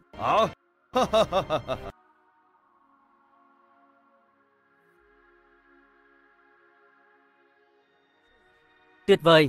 Đoàn vương điện hạ của thực có phong thái của một vị quân vương. Thế nào thái tử? Ngươi còn muốn nói gì nữa? Phụ hoàng, Chỉ dựa vào lời nói này, ai biết được có làm được không? chuyện này là chỉ trên lý thuyết. Áp dụng thực tế là không thể. Nó sẽ có ích. Lát nữa thôi. Tin tức từ Vân Châu sẽ báo về. Báo.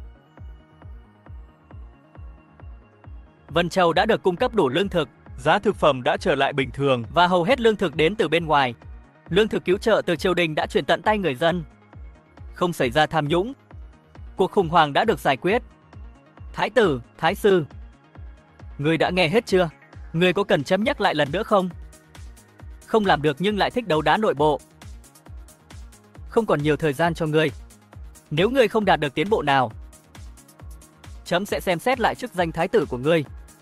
Phụ hoàng, nhi thần biết lỗi. Nhi thần không nên làm vậy, Lão thần có tội. chỉ nghe chuyện từ một phía. Xin bệ hạ thứ tội. Còn không nhanh chóng rời khỏi đây. Vâng. Lão tứ, công tác cứu trợ thiên tai Vân Châu vẫn chưa kết thúc. Ngươi không thể xem nhẹ nó. Vâng, thưa phụ hoàng. Tiểu thư, nô tỳ sẽ gọi cửa. Không cần, là ta xin lỗi. Người có tư cách gì mà gọi cửa? Tiểu thư không được.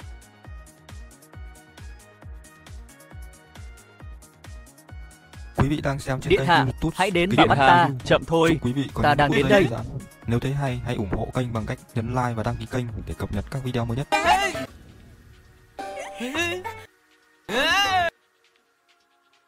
Điện hạ. Ở đây này. Bắt được rồi. Bắt được rồi, bắt được rồi. Điện hạ. Thuộc hạ có chuyện báo cáo. Cuộc sống trong xã hội phong kiến độc ác này thật sự khó quên. Vậy ngươi lui đi. Vâng. Nói đi. Bạch tiểu thư đến rồi. Quỳ ngoài cửa, Đã gần 1 giờ rồi. Cái gì? Sao cô ta lại quỳ ngoài cửa? cầu xin sự tha thứ.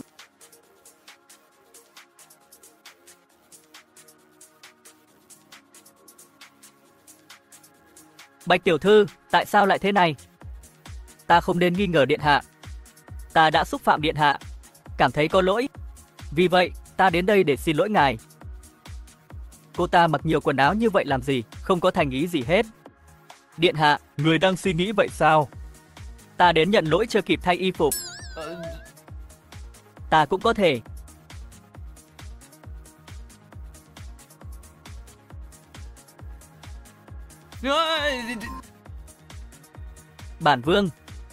Bản vương đã quên chuyện này lâu rồi. Đứng dậy đi. Điện hạ không tha thứ cho ta nhất quyết không đứng dậy. Ta tha thứ cho cô. Cảm ơn điện hạ.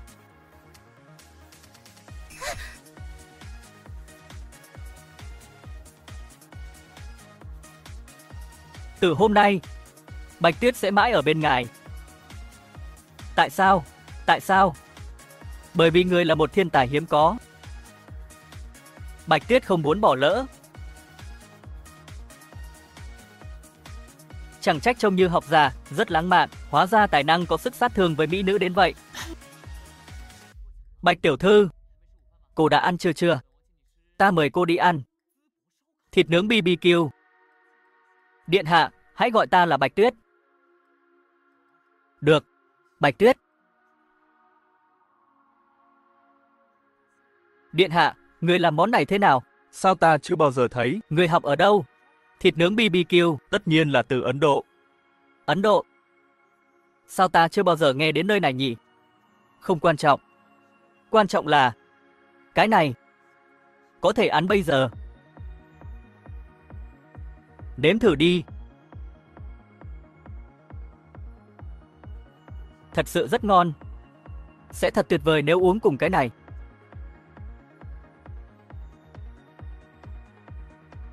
Quý vị đang xem trên kênh YouTube Ồ, Kịch Ngắn Review. đây là loại rượu gì Chúc vậy? quý vị có những phút giây Nó thư ngon giãn. quá. Nếu thấy Là hay, bia, hãy ủng ta hộ tự kênh nấu bằng đó. cách nhấn like và đăng ký kênh để cập nhật các video mới nhất. Tài năng của điện hạ trải dài vô biên.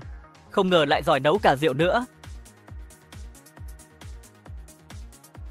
Có thể gặp được điện hạ là một điều may mắn đối với Bạch Tuyết. Ta giỏi lắm sao? Tại sao kiếp trước ta không biết? Có thể gặp tiểu thư. Đó cũng là phước ta tù bà kiếp. Lắm, ghét thế. Quan trọng là thừa tướng sẽ đồng ý với ta chứ? Điện hạ, người nghĩ sao? Ta muốn xem Bạch Tuyết cảm thấy thế nào.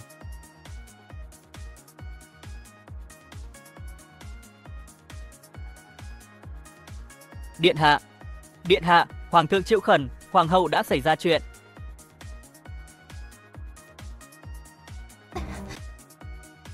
Ái Phi. Thái tử, không phải ngươi nói trước khỏi bệnh cho Ái Phi sao? Tại sao Ái Phi vẫn đau đớn thế này? Hoàng thượng, thần thiếp đau thật đấy. Thần thiếp sợ sẽ chết. Hãy ban cho thần thiếp cái chết. Thần thiếp không muốn chịu giày vò này nữa. Đoàn Vương điện hạ đã tới. Nhi thần tham kiến phụ hoàng. Lão tứ, người xem đây là căn bệnh gì?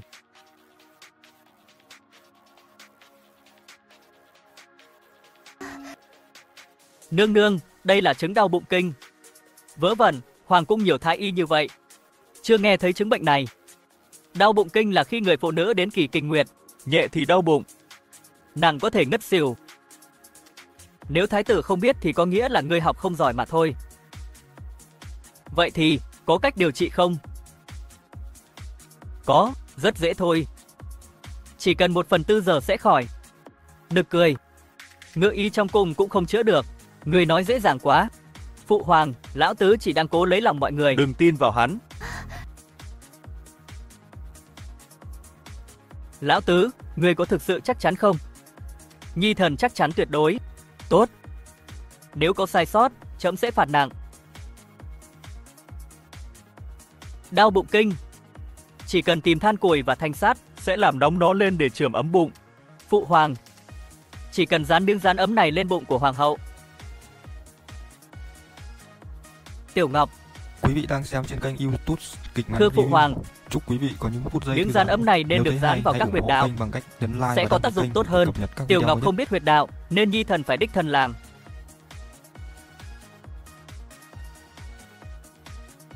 Hỗn xược, hoàng hậu cao quý biết bao. Người muốn chạm vào là được sao? Trong mắt thầy thuốc chỉ có bê đuê, ta ở đây để chữa bệnh, không ngờ ngươi lại có những suy nghĩ bẩn thỉu như vậy. Vẫn dám ngụy biện. Hoàng thượng, cầu xin ngài nhanh chóng ra lệnh cho Đoàn Vương điện hạ trị bệnh. Thần thiếp không thể chịu đựng được nữa. Làm đi. Để xem ngươi có thể dùng những thủ thuật nào nữa.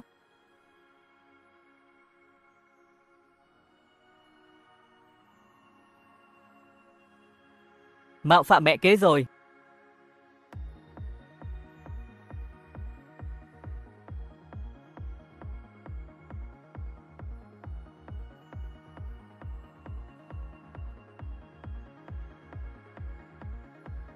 Rất dễ chịu.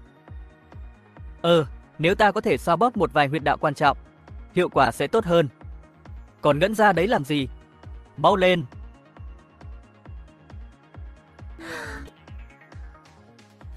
Phụ hoàng, người nghe thấy âm thanh gì không? Thật không phù hợp. Câm miệng. Lão tứ rõ ràng đang chữa bệnh, còn dám nói nhảm nữa, trẫm sẽ phế ngươi.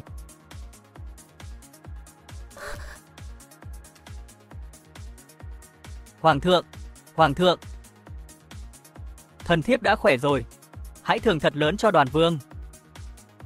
Trẫm không ngờ lão tứ lại có khả năng như vậy. Chuyên chỉ việc phát minh ra tấm dán chữa bệnh cho hoàng hậu. Thăng cấp hoàng tử cấp 2. Cảm ơn phụ hoàng. Hoàng tử cấp 2. Chẳng phải đó đã ngang hàng với ta rồi sao? Phụ hoàng, Không thể được. tại sao không? Lão tứ chữa khỏi bệnh cho quý phi chỉ là sự trùng hợp, không phải do công của hắn. Ngoài ra, đó chỉ là một miếng sưởi ấm nhỏ, không xứng được thưởng lớn vậy. Hoàng thượng, thái tử nói đúng. Đoàn Vương chữa bệnh cho thần thiếp và ban thưởng như vậy. Sau đó, nếu có người khác chữa khỏi bệnh cho thần thiếp thì người nên thưởng thế nào?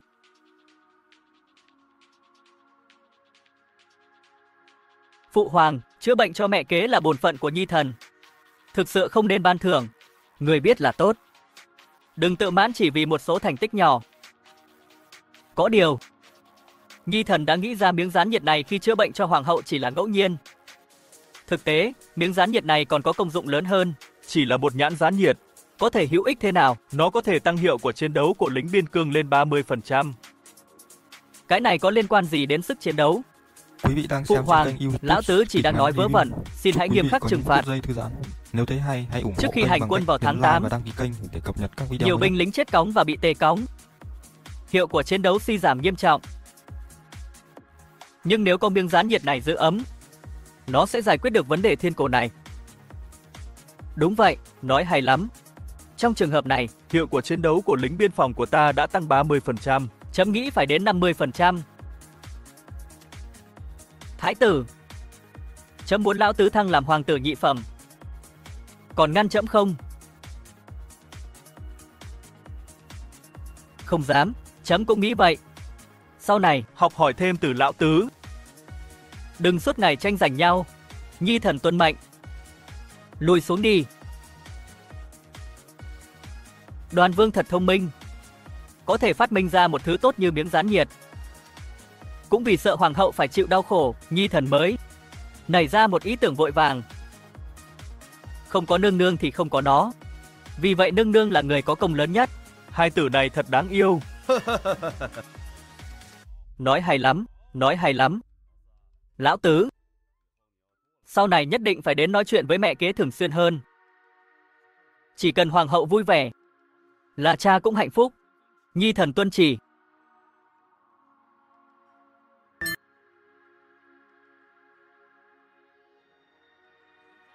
Ti Vân, giúp ta chuẩn bị, ta đi phủ thừa tướng. Tại sao đột nhiên lại tới phủ thừa tướng? Tất nhiên, ta muốn đón mỹ nhân càng sớm càng tốt, mau nhanh lên.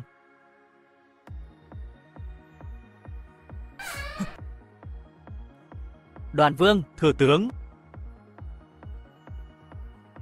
Bạch Tuyết bị bệnh sao? Lão thần cũng không biết. Đoàn Vương điện hạ, mau đến xem giúp ta. trái tim tiểu thư đau nhói kể từ khi cưỡi ngựa trở về. Các thầy thuốc bất lực. Điện hạ, ngài phải cứu tiểu thư. Sau khi cưỡi ngựa về, trái tim bị đau.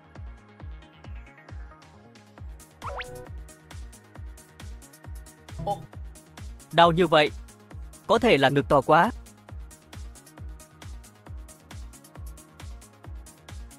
Thừa tướng, bệnh của Bạch tiểu thư, bản vương đã biết rồi. Ngươi ra ngoài trước. Bản vương bảo đảm sẽ chữa khỏi bệnh. Thực sao? Tiểu Tuyết bị sao vậy? Hãy mau nói với lão phu. Bây giờ thật khó để nói. Ngài đừng lo, bản vương có cách chữa được. Vậy, xin nhờ Đoàn Vương. Điện hạ, Tiểu thư mắc bệnh gì?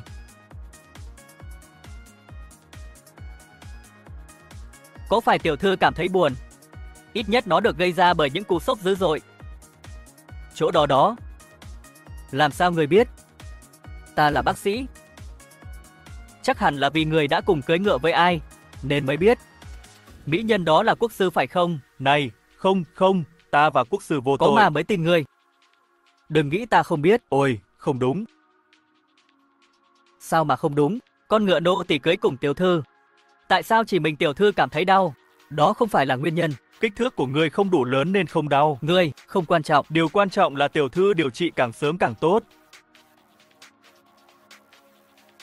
Bệnh này điều trị như thế nào?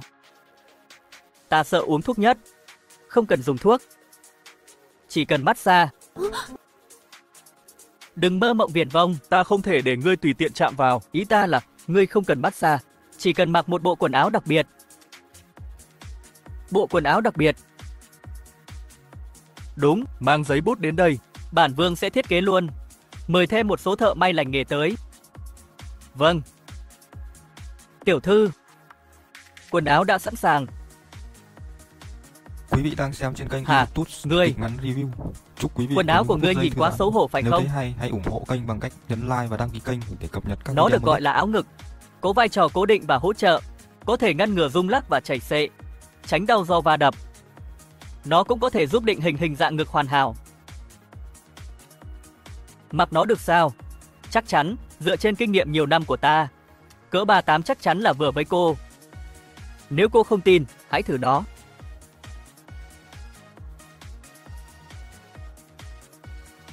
Ngươi ra ngoài trước. Vậy, ai sẽ cài cúc áo cho cô khi ta ra ngoài? Vậy ngươi quay lại. Không được nhìn trộm, được chứ?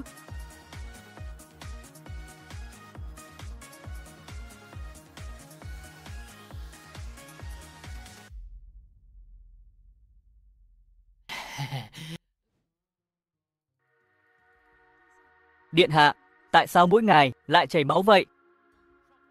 Không sao, nóng trong người. Cô có cảm thấy căng không?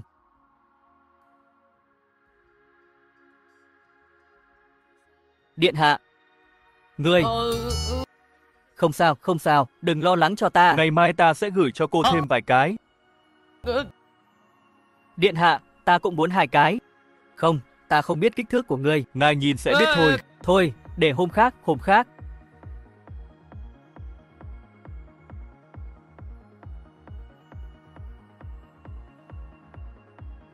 Tuyệt vời.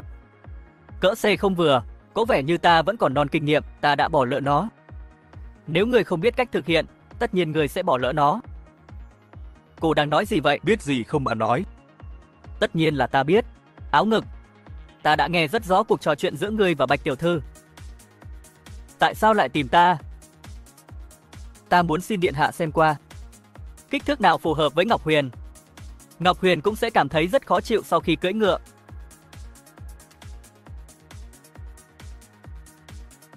Này, quốc sư đừng đùa nữa. Phụ hoàng rất thích cô. Làm sao ta dám mạo phạm cô? Ta đang nói về quần áo. Người nghĩ đi đâu vậy? Để mua quần áo, cô đến cửa hàng đồ lót của ta. Có nhiều phong cách để cô chọn. Ta sẽ nhờ người đưa cô đến đó. Tiểu Vân, đừng gọi nữa. Về quần áo, Ngọc Huyền sẽ tự mua. Hôm nay Ngọc Huyền ở đây để hợp tác với ngươi. Hợp tác gì? Ta là công chúa của Việt Nam. 10 năm trước, nước Việt của ta bị nước Ngô chiếm. Ta muốn tiêu diệt nước Ngô và trả thù mọi lúc mọi nơi. Vì thế, ngươi đã hợp tác với thái tử để đối phó với ta. Xem trên kênh YouTube kịch ngắn review. Tất nhiên, ngươi có số mệnh của một vị hoàng đế. Dù ngươi là một tên khốn nạn nhưng bệ hạ luôn muốn bồi dưỡng ngươi. Cập nhật các video mới nhất. Vì vậy chúng ta phải loại bỏ ngươi. Vậy tại sao cô lại đến với ta? Tất nhiên là vì thái tử quá ngu ngốc. Không làm được việc gì, chỉ tìm cách lên giường với ta. Từ hôm nay, ta hoàn toàn ủng hộ ngươi. Sau khi lên ngôi, ngươi sẽ phái quân đến giúp ta tiêu diệt nước Ngô. Ta hiểu rồi.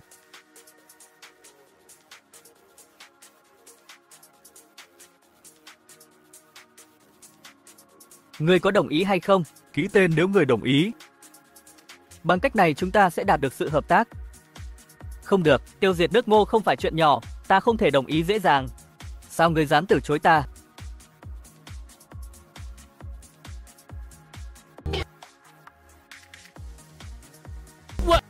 Này, tại sao cô lại cởi quần áo ra?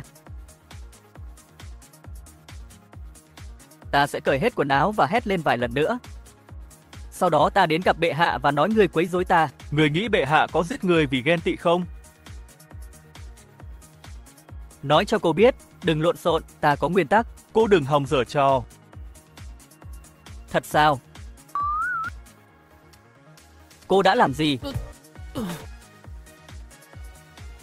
Gạo nấu thành cơm. Để xem ngươi có thể làm gì.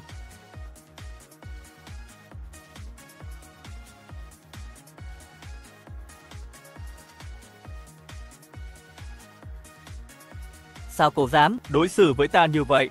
Yên tâm, Ngọc Huyền sẽ chịu trách nhiệm với ngươi. Ta đàng hoàng là đàn ông thân cao 1m7, lại không chịu nổi tính lập dị của cô. Không hài lòng phải không? Vậy ta sẽ đi tìm người đàn ông tội nghiệp đó, làm ái phi của ông ấy, gọi cho ngươi mỗi ngày, để ngươi quỳ dưới chân ta. Không gọi vạn tiếng quý phi, không được đứng dậy. Đứng lại. Của cô đây. Vậy mới phải chứ. Chào tạm biệt, hợp tác vui vẻ.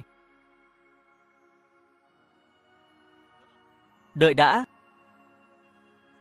Điện hạ có gì phân phó? Vừa nãy ta đã hôn mê. Không có cảm giác gì. Làm lại. Vừa mới ra xong. Bây giờ vẫn có thể chứ? Cô cứ thử đi sẽ biết. Quý vị đang xem trên kênh YouTube kịch ngắn review.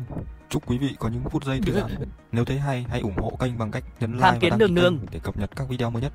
Miễn lễ. Đoàn Vương, ngươi bị thương ở đâu sao? Không, Ta chỉ vô tình vấp ngã thôi. đừng có nói dối ta nữa, Ta không nói dối mẹ kế. thực sự là vậy. Đừng tưởng ta không biết. Quốc sư, dạo này ngày nào cũng chạy đến phủ nhà ngươi. Làm gì mà nhiều vậy? Không, ta với quốc sư đang thảo luận đạo giáo. Hoàn toàn không có gì khác. Ngươi không cần phải che chở cho cô ta. Bây giờ ta sẽ nói với hoàng thượng. Hãy để hoàng thượng đứng ra giải quyết vấn đề này. Không được, nương nương, Phụ hoàng trách tội. ta cũng sẽ chết. Quốc sư và thái tử hợp lực nhau. Họ bắt nạt ngươi mỗi ngày và làm tổn thương ngươi. Làm sao phụ hoàng của ngươi có thể đổ lỗi cho ngươi được? Hóa ra đó là những gì nương nương nghĩ. Không sao đâu. Bổn cung. Ý ta là thế. Nhưng lời của bổn cung khó hiểu vậy sao? Không khó hiểu chút nào. Ý ta là chuyện nhỏ này ta có thể tự mình giải quyết mà không làm phiền phụ hoàng. Cô ta đã làm tổn thương người thế này, vẫn là chuyện nhỏ sao? Không. À, lúc đầu chúng ta đã thảo luận. Lúc đầu cô ấy đã chiếm thế thượng phong, nhưng dần dần ta đã chủ động, thường ở bên trên. Bây giờ cô ấy đã bị ta trấn áp, cô ấy sẽ khó đứng dậy được nữa. Ngươi thật lợi hại, có thể trấn áp một người phụ nữ mạnh mẽ như quốc sư. Không thể đứng dậy. Ta thực sự không đánh giá sai về ngươi. Tất nhiên rồi. Dù sao thì ta cũng là con trai của phụ hoàng. À, Đúng rồi. hôm nay ta muốn nói với ngươi một điều. Nương nương cứ nói, chỉ cần ta làm được, ta sẽ không bao giờ từ chối. Chiếc áo ngực ngươi đã phát minh ra, ta đang mặc nó. Thực sự rất tốt.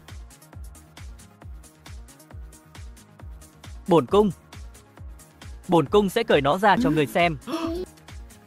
Cái này.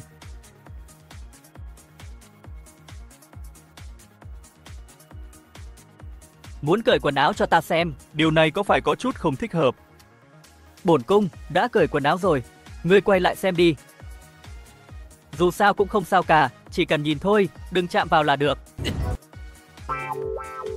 Quý vị đang xem trên kênh YouTube kịch ngắn Không phải review. muốn cho ta xem Chúc sao? quý vị có những Bổn phút cung giây muốn thư người giãn. xem đồ lót Nếu thấy bổn hay, cung đã hãy ủng mua. hộ kênh bằng cách nhấn like và đăng ký kênh để cập nhật các video mới nhất. Ta tưởng ta sẽ được xem cái đó. Tiểu hài tử, ngươi nghĩ đi đâu vậy? Bổn cung muốn hỏi ngươi. Đồ lót này có kích thước lớn hơn không? Tại sao? Tại vì nơi này của bổn cung cảm giác thật chật chội. Hơi thở không được êm dịu cho lắm. Nhưng bổn cung nghe nói, đây đã là kích thước lớn nhất rồi. To nhất mà cũng không vừa. Vậy nương nương muốn lớn đến mức nào? Ngươi là một nhà thiết kế. Vậy, ngươi có thể kiểm tra xem kích thước đến đâu? Cái gì? Muốn ta xem kích thước? Đúng vậy. Hãy nhìn xem. Ngươi cảm thấy kích thước nào là phù hợp nhất? Cái này. Lần này có thực sự được xem không? Tất nhiên là thật. Ngươi không nhìn. Làm thế nào để tùy chỉnh nó cho bổn cung? Có lý. Thực ra chỉ nhìn thôi là chưa đủ. Phải đo bằng tay mới biết chính xác được. Lẽ tất nhiên rồi.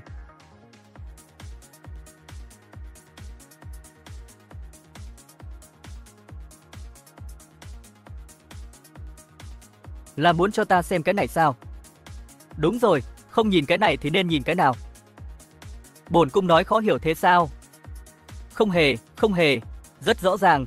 Tất nhiên là có thể xem cái này, chỉ là ta chưa bao giờ hiểu nó. Nếu nương nương không còn việc gì, vậy thì ta xin cáo lui. Này, đợi một chút. Điều bổn cung vừa nói chỉ là chuyện nhỏ. Bây giờ hãy nói việc đại sự. Một sự kiện lớn liên quan suốt phần đời còn lại giữa bổn cung và ngươi. Vấn đề, đại sự gì vậy? Ngươi cảm thấy bổn cung như thế nào? Nương nương, vẻ đẹp tự nhiên, có đức hạnh. Tự nhiên là một người phụ nữ tốt hạng nhất. Miệng ngọt ngào làm sao? Thành thật mà nói, bổn cung rất thích ngươi. Mỗi lần nhìn thấy ngươi đều cảm thấy rất thân thiết. Ngươi có muốn lại gần bổn cung không? Kêu ta lại gần gũi hơn. Có phải là mẹ kế muốn theo ta? Không thể, ngươi là quý phi yêu thích của phụ hoàng, còn lớn tuổi hơn ta. Đừng bao giờ có suy nghĩ như vậy. Tại sao không được? Chính vì bổn cung là ái phi yêu thích của bệ hạ, bổn cung mới có ý tưởng như vậy. Nương nương hiểu nhầm rồi, ta không phải loại người đó. Ta thà chết còn hơn. Đợi đã. Xem ra rốt cuộc ngươi không thích bổn cung. Ngươi đã xinh đẹp, suy nghĩ lại càng đẹp gấp bội. Lão hoàng đế cũng không phải là cha ruột của ta, nhưng ta sẽ không bao giờ làm điều thú vị như vậy. Đó là mong muốn của bổn cung. Bổn cung không xứng làm mẹ ngươi sao? Cái gì? Muốn làm mẹ ta? Bổn cung bị vô sinh và cuộc sống cũng sắp kết thúc. Bổn cung đã suy nghĩ rất nhiều. Muốn nhận ngươi làm con trai. Bằng cách này, ngươi chiến đấu với thái tử, cơ hội sẽ lớn hơn. Thật đáng tiếc. Nói chuyện nãy giờ, hóa ra là muốn nhận ta làm con nuôi. Ta còn tưởng sắp được đi ngủ chứ. Điện hạ cần phải nhắc lại điều này. Bổn cung không xứng đáng. Bổn cung không có phước lành này. Không, người xứng đáng. Ta đã hiểu nhầm. Ta tưởng người muốn. Điện hạ tưởng ta muốn gì? Ta tưởng người muốn. Quý vị đang xem trên kênh YouTube Kịch Theo ngắn Tà review. Cơ. Chúc quý vị có những phút giây thư Không, giãn. phải như Nếu anh thấy em hay, ruột. hãy ủng hộ kênh bằng cách Dù sao nhấn nương like nương và còn đăng quá ký trẻ, kênh để cập Làm nhật sao các ta video có mới thể nhất. nghĩ rằng người muốn theo ta? Ngươi có muốn nhận ta làm con nuôi không? Nhóc con. Suốt ngày ngươi nghĩ đi đâu vậy? Dựa theo thân phận, ngươi nên gọi ta là mẹ kế. Đúng. Ngươi thấy đấy, đó là lỗi của ta, đáng chí quá. Quên đi. Khoảng cách tuổi tác giữa chúng ta thực sự rất nhỏ. Thực sự không phù hợp. Trận chiến này với thái tử, bổn cung kiên quyết ủng hộ ngươi. Cảm ơn nương nương. Đời này nhi thần sẽ không bao giờ đối xử tệ bạc với nương nương. Bổn cung thật sự nghiêm túc đó. Ngươi lui đi. Vâng.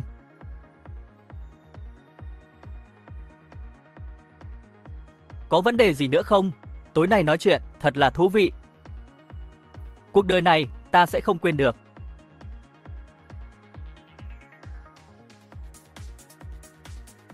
Tiểu tử này. Liễu quý phi cũng ngày ngày tìm ta. Không nói rõ ràng. Cứ làm ta hiểu lầm. Điện hạ. Ôi điện hạ. Nô tài tìm người đã lâu, không ngờ lại gặp ở đây. Sao Chu công công lại tìm ta? Có chuyện đại sự rồi. Hãy nhanh chóng đi theo ta để giải cứu bệ hạ. Giải cứu phụ hoàng. Phụ hoàng, chúng ta vừa trải qua cuộc chiến ngoài Bắc, không thích hợp để phát động chiến tranh. Vì vậy, nhi thần chủ trương đàm phán hòa bình với nước Tề. Tránh một cuộc chiến khác. Thái tử nói rất đúng. Tốt nhất là chấp nhận đàm phán hòa bình, xin bệ hạ minh xét. Tìm kiếm đàm phán hòa bình. Chúng ta vẫn chết, người đúng là tai họa của đất nước. Lão tứ. Chủ chiến hay chủ hòa với Tề quốc? Người nghĩ sao? Tất nhiên là phải đánh. Phải đánh mới tránh được chiến tranh sau này. Nếu chúng ta không đánh, kẻ địch sẽ nghĩ chúng ta yếu đuối và dễ bị bắt nạt. Bây giờ nhân nhượng, sau này Giang Sơn cũng sẽ mất thôi. Người nói thì dễ lắm. Chưa kể đến có đánh bại được Tề quốc không. Trường hợp xúc phạm đến Tề quốc, họ không bán muối cho chúng ta. Đến lúc đó cả đất nước sẽ hỗn loạn. Người có thể chịu được hậu quả này không? Tất nhiên là bản vương gánh chịu được. Không có muối thì tay chân sẽ yếu. Lúc đó thiên tân ta sẽ bị phá hủy. Người có thể làm gì? Lẽ nào người có thể tạo ra muối từ không khí? Ta không lấy muối từ không khí, nhưng lấy muối từ mỏ muối. Bản vương có thể làm được. Tạo muối tinh từ mỏ muối. 100 năm chưa có ai thành công. Dựa vào ngươi sao? Vậy nếu bản vương làm được thì sao? Ngươi có dùng mạng đặt cược không? Quý vị Lão đang Phu xem có trên gì kênh không YouTube dám. Kịch Nếu ngắn ngươi có review. thể luyện muối Chúc tinh, quý vị ta có những sẵn phút sàng giây chết. thư giãn. Nếu thấy ngươi hay, không thể, hãy ủng hộ kênh bằng ngươi cách phải tự nhấn sát. like và đăng ký kênh để Được. cập nhật các video mới nhất. Điện hạ, đừng bốc đồng. Sự thật đã được nghiên cứu hơn 10 năm. Không thể khai thác muối tinh từ các mỏ muối độc. Lão Tứ, đừng làm liều. Không thể được, đã đến bước này. Đừng ai nuốt lời, nếu có người muốn tìm cái chết. Vậy thì ta sẽ thành toàn cho ngươi. Phụ hoàng, tinh chế muối thô thành muối tinh. Nhi thần đã nghiên cứu. 3 ngày nữa, Nhi thần sẽ cho ra sản phẩm. Nghiêm túc chứ?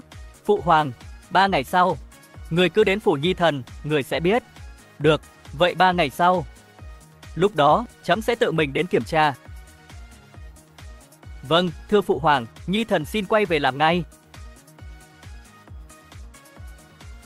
Thái sư, Vụ cá cược này, hắn thành công thì sao? không thể nào. Rất có thể hắn đã lén mua muối tinh dở trò. Khi thời cơ đến, phải tiêu diệt hắn. Phải tận dụng cơ hội này để tiêu diệt hoàn toàn hắn.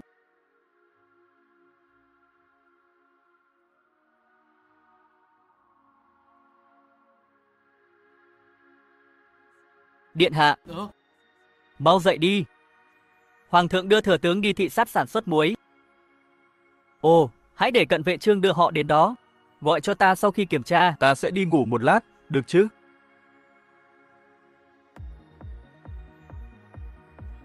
Nhi thần bái kiến phụ hoàng. Ngồi xuống đi. Thật không ngờ, Lão Tứ thực sự đã thành thạo một kỹ thuật bí mật như vậy. Lại có thể tinh chế quy ngơ đất và đá thành muối mịn. Không thể tin được. Không thể tin được. Không tệ. Nếu lão tướng không tận mắt nhìn thấy, đánh chết lão tướng cũng không tin. Chỉ mất 3 ngày để sản xuất ra hàng nghìn kg muối tinh. Đây là chiến công bất tử từ trước đến nay. Không thể, muối độc tuyệt đối không thể chiết xuất muối tinh. Hoàng thượng, ngài không thể bị hắn lừa được. Phụ hoàng, muối chắc chắn đã được lão tứ tích trữ trước, chắc là hắn đã mua nó. Hỗn xược, người có nghĩ chấm bị mù không? Chấm đã cùng thừa tướng chứng kiến toàn bộ quá trình tinh luyện muối tinh từ các mỏ muối độc. Sao sai được? Đúng vậy. Chính bệ hạ đã tận mắt chứng kiến. Thái tử điện hạ, không cần hoài nghi. Không Ta thể vẫn nào. không tin được, nhất định đã mua từ trước. Cục vận tải muối thuộc quyền quản lý của người. Tất cả các đơn hàng giao dịch đều được ghi Quý vị chép đang lại. xem trên kênh YouTube Nếu Kịch ta Ngắn thực sự Review. mua hàng ngàn cân Chúc quý muối, vị có những phút giây họ thư sẽ giãn. không phát hiện ra Nếu thấy sao. hay, hãy ủng hộ kênh bằng cách nhấn like và đăng ký kênh để cập nhật các video Bệ mới nhất. hạ, Thần xin đầu hàng. xin bệ hạ tha mạng cho lão thần. Tha cho người, nếu hôm nay ta là người thua cuộc. Người sẽ tha cho bản vương chứ? Người đâu? Trảm thái sư. Tiến lên đường, khoan đã. Hoàng thượng, nếu có chuyện xảy ra với lão thần, Tề quốc sẽ gửi quân ngay lập tức. Bành Tấn, Người đang đe dọa chấm mà. Hoàng thượng, giữa sự sống chết, ta phải làm điều này.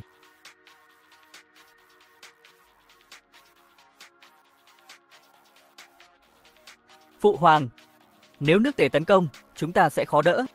Nếu Tề dám đưa quân, thì đã làm rồi, phải đợi đến giờ Ngu sao dốt, Tề quốc không muốn, người dân chịu khổ. mới cho chúng ta một cơ hội. Phụ hoàng, Khi quân chúng ta chiến đấu ở phương Bắc, Tề vẫn không dám gửi quân. Hơn nữa, quân ta giờ đã quay trở về phòng thủ. Vì vậy, có thể nói, Tề chắc chắn sẽ không dám xuất quân. nếu không tin thì trước tiên giết lão già này xem. Không được, điện hạ. Đừng bốc đồng. Trường hợp Tề quốc xuất quân, Chúng ta hoàn toàn không phải là đối thủ. thừa tướng thật biết thời. Vì thừa tướng lo Tề sẽ gửi quân. Khi đó bản vương sẽ làm cho nước Tề khiếp sợ. Đợi cho đến khi tất cả các người thấy. Giết lão già này cũng chưa muộn. Phụ hoàng, xin hãy triệu tập đặc phái viên của nước Tề vào trưa mai. Nhi thần có một món quà tuyệt vời.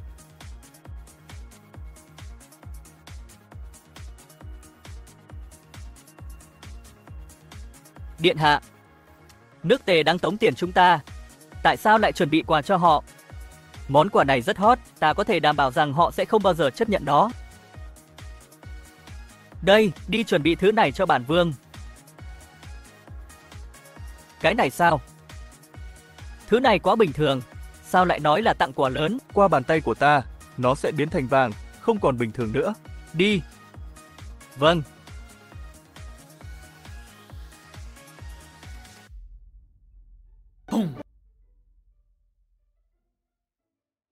Bệ hạ, đặc phái viên của nước Tề yêu cầu được tiếp kiến. Vương quốc Thiên Tân các người quá thiếu lễ nghi. Lại tiếp đón ta ở bãi đất trống. Nếu không cho ta một lý do hợp lý, đừng trách ta không nói đạo lý. Sứ giả bớt giận. Hôm nay Đoàn Vương có món quà đặc biệt tặng cho ngươi. Thế nên trẫm chỉ có thể tiếp đón ngươi ở một nơi thế này. Có món quà gì? Ta đã nghe nói về đất nước các ngươi muốn giết Thái sư. Có phải đây là món quà không? Hiểu nhầm rồi. Không có việc này. Không có thì tốt. Lão Thái sư, ông ấy là bạn của Tề quốc chúng ta. Nếu ai muốn làm hại ông ấy, hàng triệu quân của nước Tề chúng ta sẽ không bao giờ ngồi yên. Ta đã biết điều này rồi. Quý vị đang xem trên Nhưng kênh YouTube kịch ngắn review. hãy yêu cầu đặc phái viên xem món quà trước đã.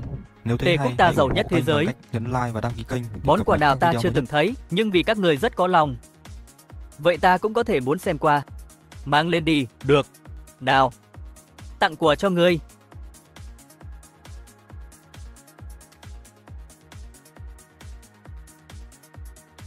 Đoàn Vương, ngươi có ý gì? Đặc phái viên thân phận cao quý, mang ra thứ này chỉ làm xấu hổ thêm thôi. Hoàng đế, ngươi đã nhiều lần xúc phạm ta. Ngươi không sợ ta trở về Tề quốc? Lập tức phái quân tiêu diệt các ngươi. Lão tứ, trẫm tin tưởng ngươi mới để ngươi giải quyết. Ngươi có thể cho trẫm một lời giải thích hợp lý. Trường Nguyên, hãy để đặc phái viên của Tề Xem sự kỳ diệu của món quà này. Vâng. Một quả bóng sắt nhỏ, có gì đặc biệt?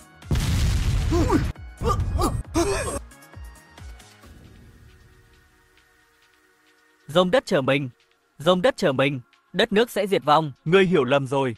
Đây không phải là rông đất. Đây là bùng, nổ tung. Hả? Của cầu sắt nhỏ như vậy?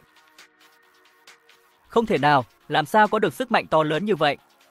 Đây là sấm sét. Bản vương phát minh ra. Nếu ngươi không tin, ta sẽ làm lại cho ngươi xem. Không cần, không cần. Ta tin, ta tin. Tề vẫn cần đòi bồi thường. Không không không. Có định gửi quân không? Không không không. Ta nghĩ các người không dám. Nếu dám tấn công, bản vương đảm bảo Sẽ có hàng triệu của lựu đạn. bùng nổ trên vùng đất Tề của ngươi. Đoàn Vương là người lớn, đừng chấp kẻ tiểu nhân. Ta sẽ quay về ngay để báo cáo với nhà vua của ta. Cầu mong hòa bình. Đặc phái viên, tiến sứ giả lên đường. Ông trời phù hộ. Nếu như Đoàn Vương có được thần khí này, chúng ta sẽ là vô địch thiên hạ. Lão già, Tề quốc đã quyết định chủ hòa. Ngươi vẫn còn kiêu ngạo. Hoàng thượng, lão thần biết tội rồi. Lão thần sẵn sàng quyên góp toàn bộ tài sản, xin bệ hạ tha chết. Không cần ngươi phải quyên góp, bản vương tự kiếm được.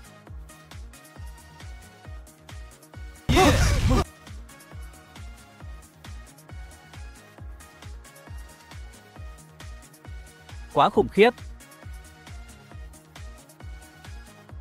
Thái tử, Ngươi vẫn chủ hòa nữa chứ?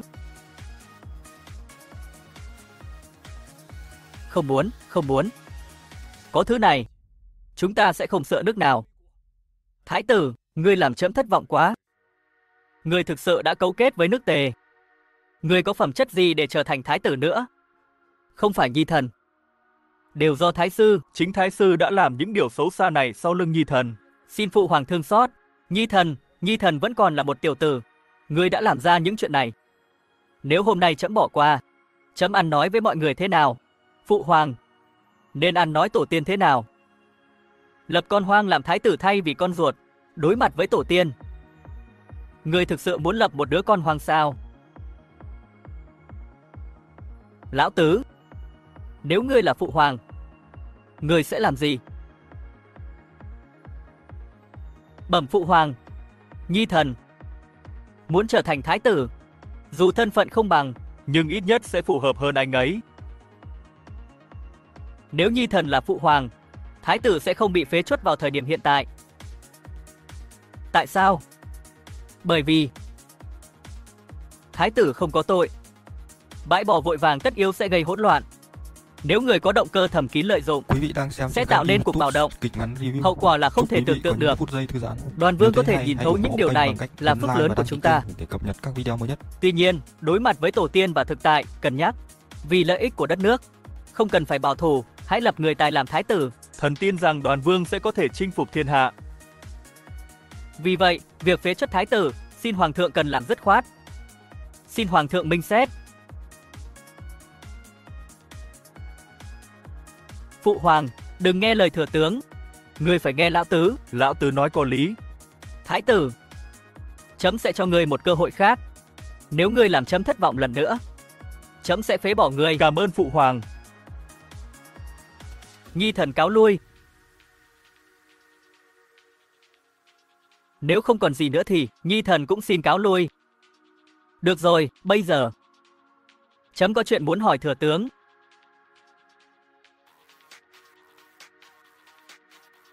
Không biết bệ hạ còn có chuyện gì muốn hỏi lão thần. Thừa tướng, tại sao ngươi lại nói cho lão tứ? Nếu ta nhớ chính xác, trước đây không phải ngươi đã nghiêng về phía thái tử sao? Tiểu nữ của lão thần, Bạch Tuyết, đã chọn Đoàn Vương. Thần cũng thực sự bất lực. Hoàng thượng, thái tử nhất định sẽ làm mọi cách để đối phó với Đoàn Vương. Chúng ta có nên bí mật cử người đến bảo vệ không? Không cần. Nếu lão tứ thậm chí còn không thể đối phó được với thái tử, thế thì nó không xứng đáng thừa kế ngai vàng. Chấm nghĩ hãy để chúng tiếp tục chiến đấu, để chấm có thể nhìn rõ ai là người mạnh nhất. Tham kiến thái tử. Thái tử gọi Ngọc Huyền tới là có chuyện gì? Người có cách giết người vô hình, phải không? Nếu có thì sao? Giết hắn cho ta. Điều kiện là bất cứ điều gì ngươi muốn.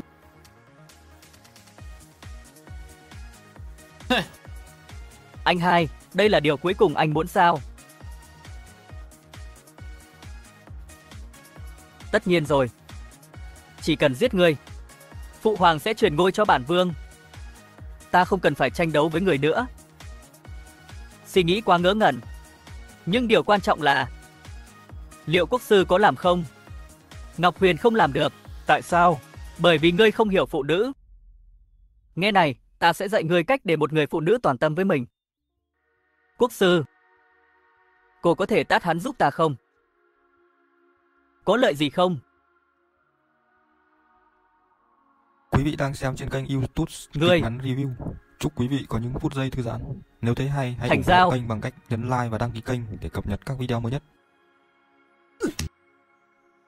Ngọc Huyền Cơ, hắn có gì tốt? Tại sao lại chọn hắn? Bởi vì đẹp trai hơn ngươi.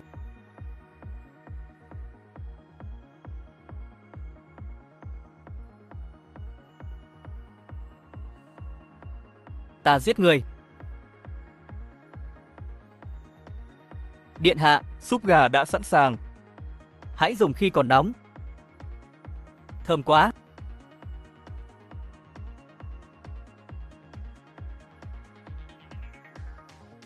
Súp gà có vị lạ. Làm gì có. Chắc miệng người có vấn đề gì đó. Không tin, thử lại xem. Không đúng, súp gà không có vị như thế này. Súp gà có vị như thế này mà. Này, ngươi đang làm gì vậy? Đây là loại súp gì? Điện hạ, đây là canh dương vật hổ và nhung hiêu. Không ngờ ngươi lại chu đáo thế, lại biết gần đây bản vương cần thứ này.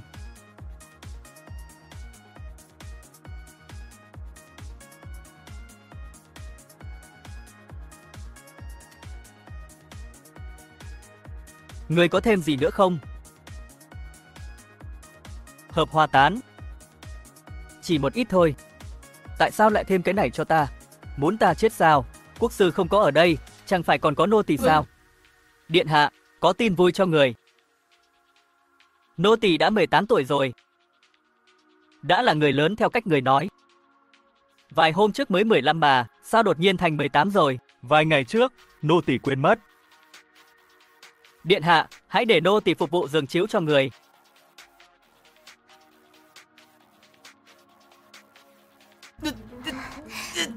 Không, bản vương tuân thủ pháp luật, tuyệt đối không phạm vào trẻ vị thành niên. Điện hạ, Nhưng cô gái khác ở ngoài mới có 14 tuổi. Tất cả đều đã sinh con. Nô tỳ cũng đã 15 tuổi rồi. Thọ công xa vẫn còn đó. Thọ công xa. Có chuyện này sao? Ta tưởng chỉ là truyền thuyết thôi. Điện hạ, người có biết người ngoài nói gì về ta không? Nói rằng người không đủ quyến rũ. Nói điện hạ không thể. Có một vấn đề ở đó. Thằng khốn nào nói thế? Quốc sư ngày nào cũng đến, còn không lết được ra ngoài. Sao dám nói xấu ta như thế? Nhấn like và đăng ký kênh để cập nhật Ai? các video mới nhất. Là ta, quốc sư. Quốc sư đến rồi, không cần người nữa. Quốc sư, may quá, nàng đến Nếu rồi. nàng không đến, sẽ xảy ra chuyện lớn đó. Quay về tắm rửa rồi đi ngủ. Bản vương và quốc sư có chuyện đại sự cần làm. Không được, nô tỳ không muốn ngủ một mình. Cô gái nhỏ này có tính tình khá hung dữ.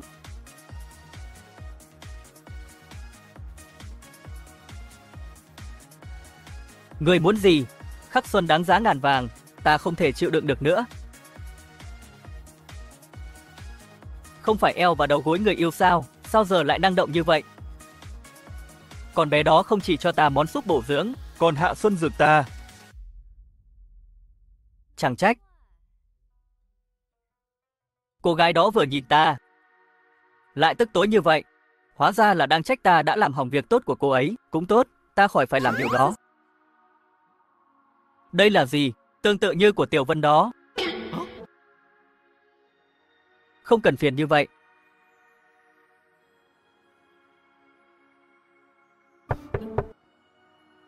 Ai? Hôm nay đừng làm phiền bản vương.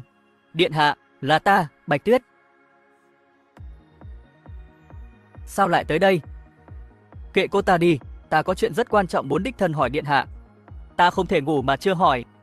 Tại sao không muốn gặp Tuyết Nhi? Ấy, không, cô hiểu lầm rồi, ta sẽ mở cửa ngay. Đừng để cô ta phát hiện. Nàng trốn đi, đợi cô ấy về, chúng ta lại tiếp tục. Đợi cô ấy về, chúng ta lại tiếp tục.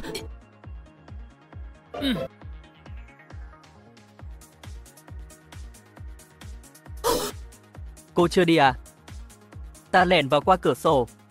Ta muốn xem hai người đang làm gì. Đoàn vương điện hạ.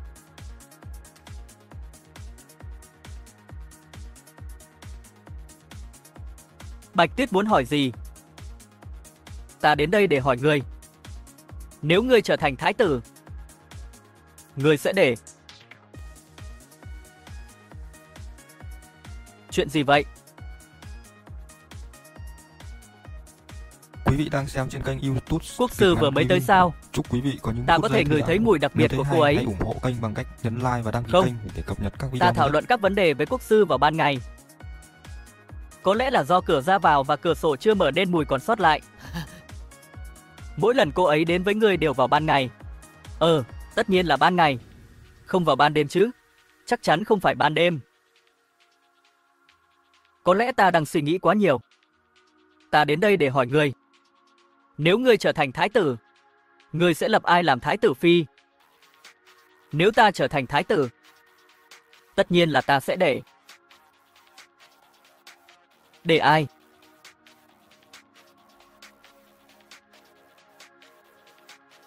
Nếu ngươi trở thành thái tử, ngươi sẽ lập ai làm thái tử phi? Nếu ta trở thành thái tử, tất nhiên là ta sẽ để... Để ai? Không tốt, đây là một đề xuất, ta nên làm gì? Bạch Tuyết. Lập thái tử là việc trọng đại. Phải do hoàng thượng quyết định. Đừng có bình luận gì, nếu không sẽ phạm tội mưu phản. Ta biết nàng chỉ hỏi ngẫu nhiên, nhưng như vậy cũng không được. Trừ khi hoàng thượng phế truất thái tử. Bằng không, đừng bao giờ nhắc đến chuyện của thái tử trước mặt bản vương nữa. Đây là nhiệm vụ của một cận thần. Ta xin lỗi, điện hạ. Ta rất nhớ ngươi. Ta sẽ không hỏi nữa. Không sao. Không còn sớm nữa. Hãy quay về đi. Ta lẻn ra ngoài. Nếu bây giờ ta trở về, chắc chắn sẽ bị phát hiện. Hay là tối nay ta sẽ ở lại đây.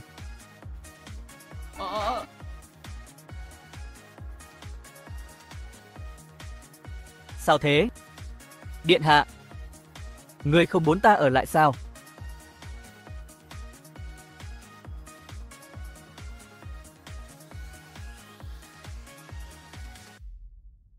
À, đúng rồi, tối nay không thuận tiện lắm. Ý ta là Bản vương có việc phải vào cung tối nay.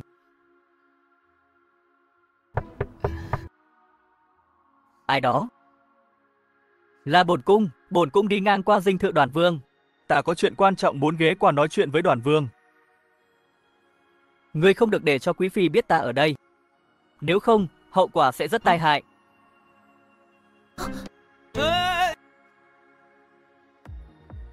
Tới đây. Không muốn chết thì đừng gây tiếng động. Tham kiến hoàng hậu, không biết hoàng hậu có chuyện gì mà đến muộn như vậy.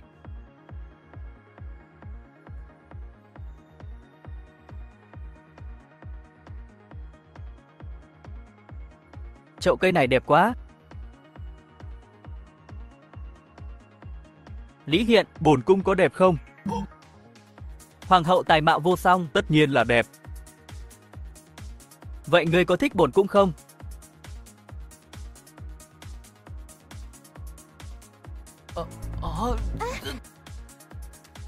Có chuyện gì với người thế? Không sao.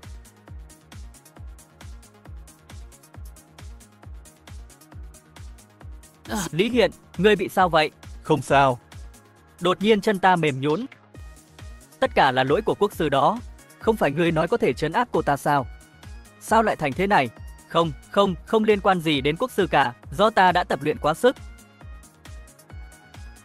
Vậy sau này phải chú ý đó.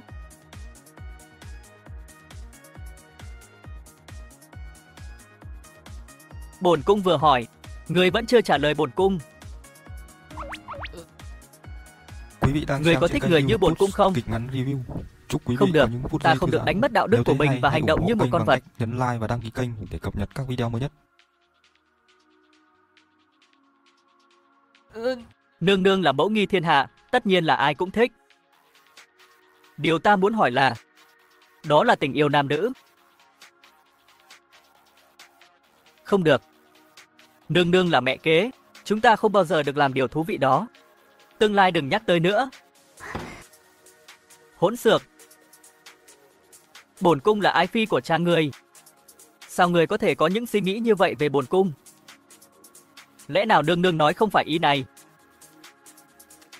Dĩ nhiên là không. Ta muốn Giới thiệu cháu gái ruột của ta làm phi tần của ngươi. cô ấy giống bổn cung tới 80%. Bổn cung đến đây để thử khẩu vị của ngươi. Không thể ngờ ngươi thực sự có những suy nghĩ như vậy về bổn cung.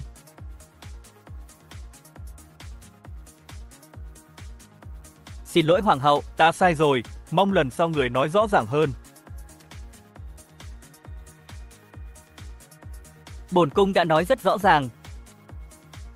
Là ngươi đã hiểu lầm. Hoàng thượng giá đáo. Không hay rồi, bổn cung không báo cho bệ hạ sẽ đến đây. Nếu để phát hiện ra thì hậu quả sẽ rất thảm khốc. Ta nên làm gì? Cái này.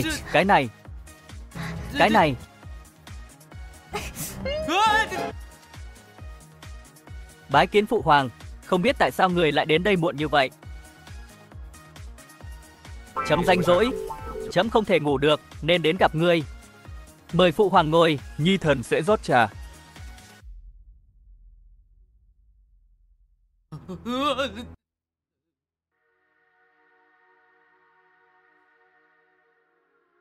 Phụ hoàng, Mời cha. lão tứ.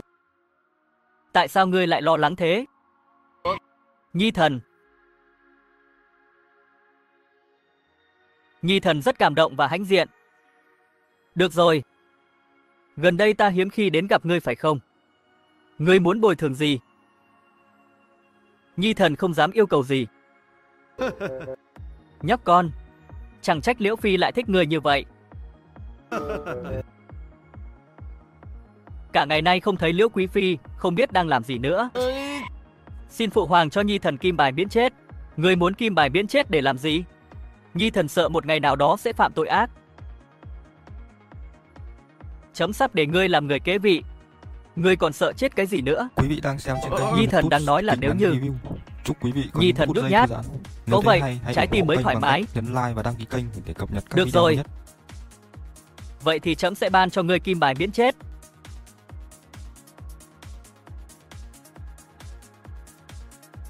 Cảm ơn Phụ Hoàng vạn tuế, vạn tuế, vạn vạn tuế. Với kim bài miễn chết này, dù sau này có bị lộ thì cũng không sợ nữa.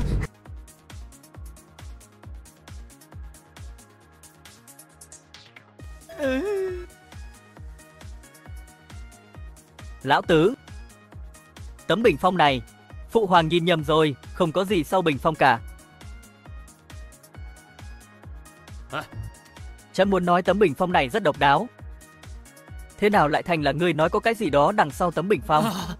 Ngày mai Nhi thần vào cung, sẽ dâng lên cho Phụ Hoàng. Này, được rồi. Ta chỉ nói ngẫu nhiên thôi. Có vẻ như ngươi đang xem ta đến lấy trộm đồ của ngươi. Ồ, đúng rồi. Ta muốn hỏi ngươi một câu hỏi. Ngươi phải trả lời thành thật. Phụ Hoàng cứ hỏi. Nhi thần không dám nói sai nửa lời. Nếu chấm để ngươi thành hoàng đế, ngươi sẽ đối xử thế nào với thái tử bây giờ?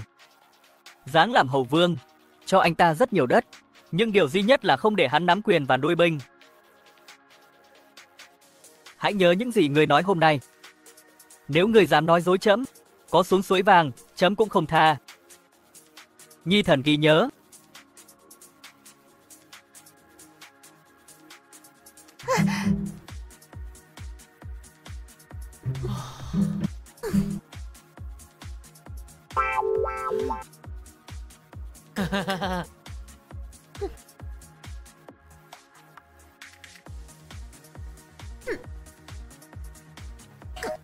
Tiểu Vân, tại sao ngươi ở đây?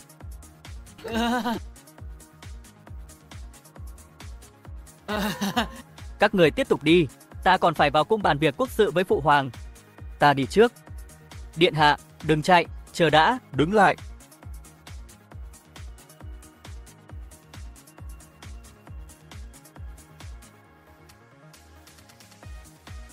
Xin chào thừa tướng. Này, thừa tướng, bản vương có chuyện muốn nói. Có chuyện gì?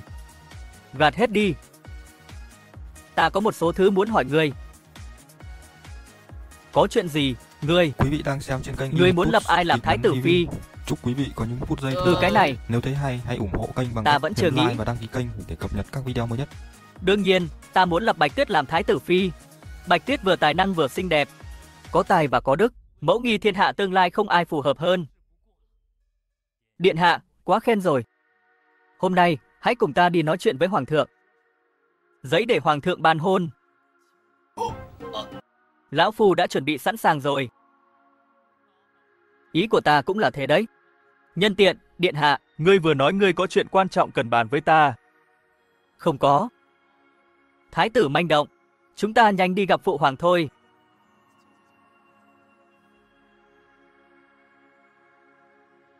Phụ Hoàng, nhà cửa của người dân Vân Châu bị phá. Nhi thần sẵn sàng đến Vân Châu. Có vật liệu xây tường thần kỳ.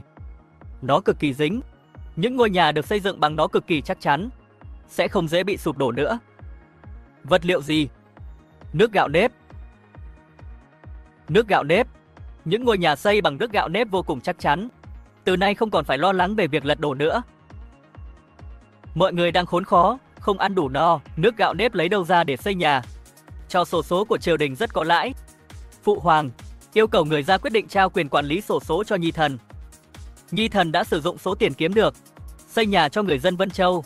Phụ Hoàng, đây là cơ hội tốt để tạo uy tín với người dân. Đây đúng là cơ hội tốt. Nhưng cái giá phải trả là quá cao. Dù giá có cao đến đâu, có bằng uy tín của Phụ Hoàng không? Phụ Hoàng, đây là cơ hội để người lưu danh thiên cổ, đừng bỏ lỡ nó. Đoàn Vương, Ngươi nghĩ thế nào? Phụ Hoàng, Nhi thần nghĩ Thái tử nói có lý đấy. Cơ hội này thực sự không thể bỏ qua. Phụ Hoàng thấy chưa? Lão Tứ cũng đồng ý. Cầu xin Phụ Hoàng ban chiếu giao quyền quản lý sổ số cho Nhi thần. Ta chỉ nói đây là cơ hội hiếm có. Ta không nói là ta sẽ đưa về số cho ngươi. Phụ Hoàng, Nhi thần có thể tạo ra vật liệu xây tường. mạnh gấp trăm lần nước gạo nếp. Mấu chốt là giá thành chưa tới 1% nước gạo nếp. Vớ vẩn, nguyên liệu rẻ hơn và đặc hơn nước gạo nếp. Làm sao có thể được? Phụ hoàng, Lão Tứ, hắn chỉ nói nhảm thôi. Hắn không muốn bệ hạ lưu danh sử sách. Lão Tứ, xây nhà cho người dân là việc lớn. Ngươi thực sự có thể tạo ra loại vật liệu này. Phụ hoàng, ngươi chỉ cần cho Nhi thần 3 ngày.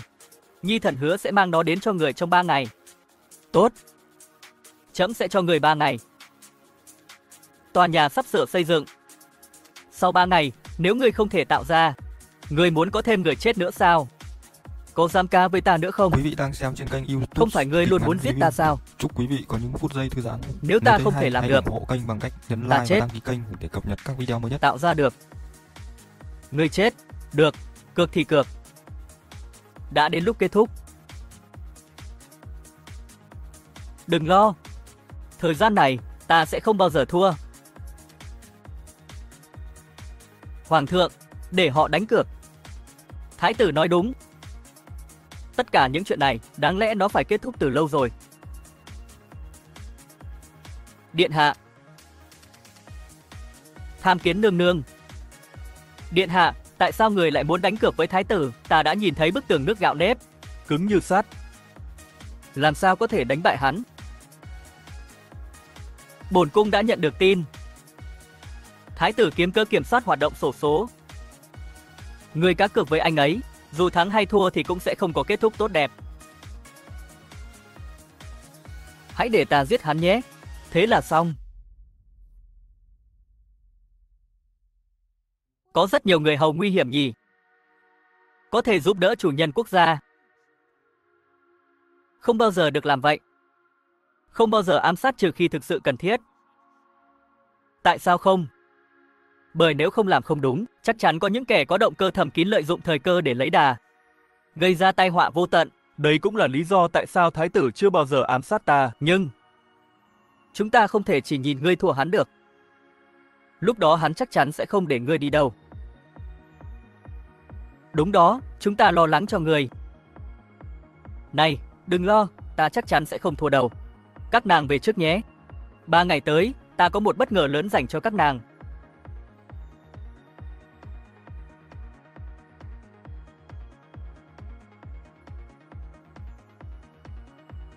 Lão Trương và Tiểu Vân chuẩn bị sẵn sàng làm việc.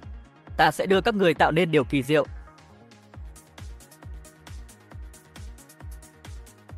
Lão Tứ, thời hạn 3 ngày đã đến. Vật liệu rẻ tiền và dễ sử dụng của ngươi được tạo ra chưa? Ngươi sẽ biết nếu nhìn vào đây.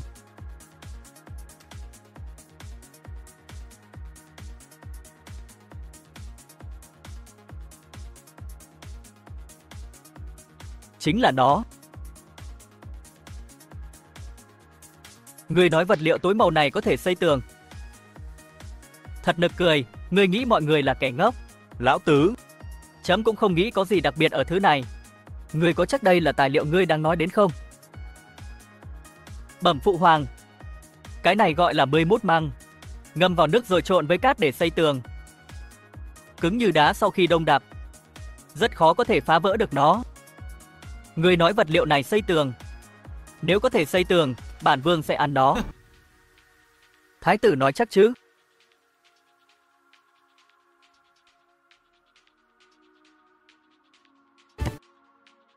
Nhìn xem, Thái tử điện hạ.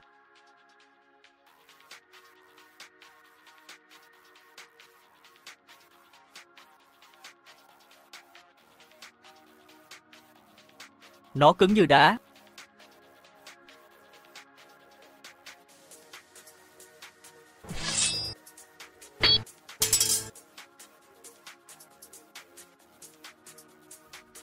Sao có thể như thế được?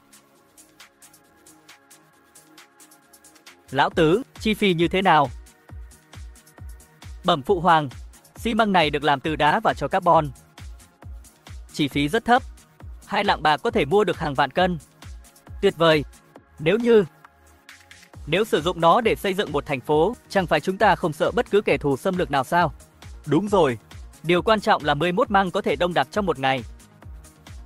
Quý Và vị không đang vấn xem đề trên gì kênh khi nó ở YouTube trong nước. Kịch ngắn review. Sẽ không hòa Chúc tan quý vị chút có nào. những phút giây thư giãn. Nếu thấy hay, hãy ủng hộ kênh bằng cách nhấn like và đăng Ông ký trời kênh để đã cập phù nhật hộ các cho video chúng mới ta nhất. rồi. Thiên tân của chúng ta có Đoàn Vương. Thái tử, đã đến lúc ngươi phải thừa nhận thất bại lần này rồi. Phụ hoàng, Nhi thần đã thua nhưng sẽ không thừa nhận thất bại. Bay đầu.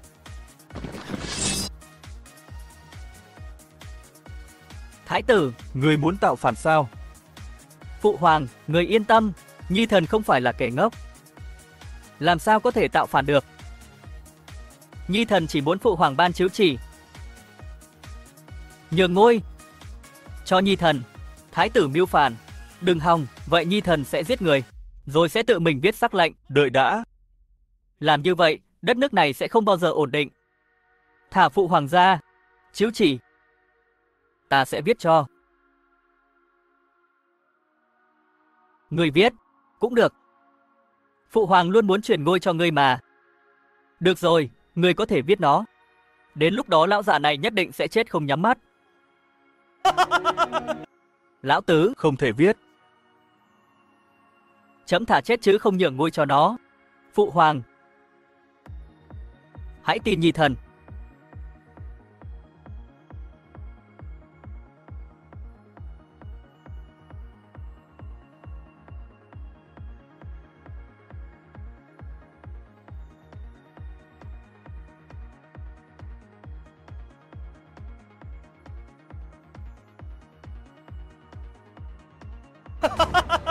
Bây giờ ta là hoàng đế. Cả Giang Sơn là của ta.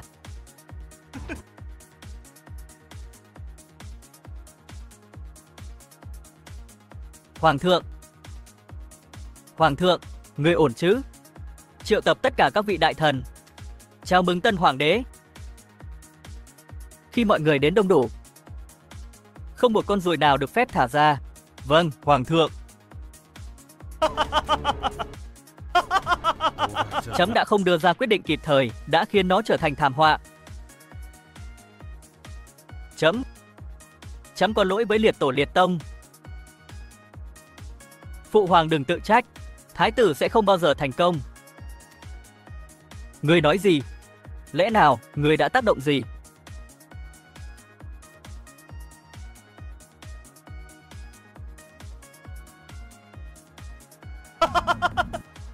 Bản vương cuối cùng cũng nhất thống thiên hạ.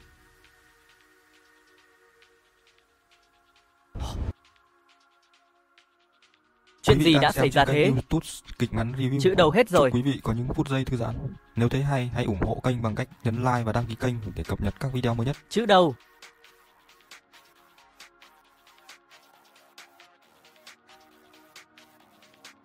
Chữ đâu rồi? Sao chỉ còn mỗi mảnh vải? Tất cả là ngươi làm phải không? Không sai. Mực ta đã sử dụng đã thêm hóa chất. Ngay khi mực khô, nét chữ sẽ từ từ biến mất. Ngươi đang tìm kiếm cái chết. Viết lại cho ta ngay, nếu không mọi người ở đây sẽ chết. Ngươi không còn cơ hội.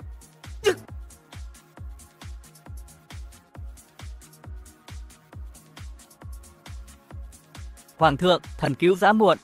Xin hoàng thượng thứ tội. Không thể, ta đã bao vây toàn bộ cung điện. Ngươi không thể vào. Ngọc Huyền và Đoàn Vương đã biết từ lâu ngươi sẽ nóng lòng.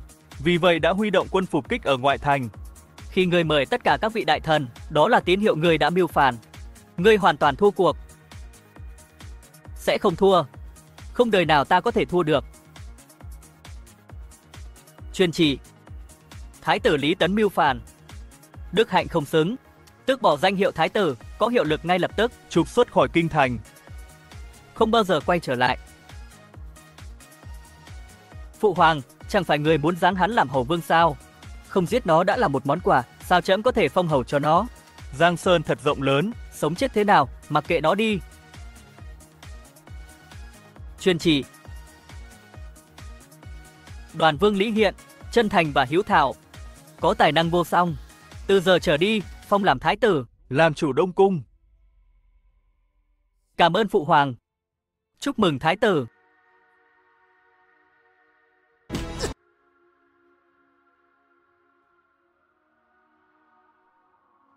Tập phim hôm nay đến đây là kết thúc. Cảm ơn vì đã xem. Đừng quên đăng ký kênh và bật chuông thông báo để cập nhật các video mới nhất trên kênh.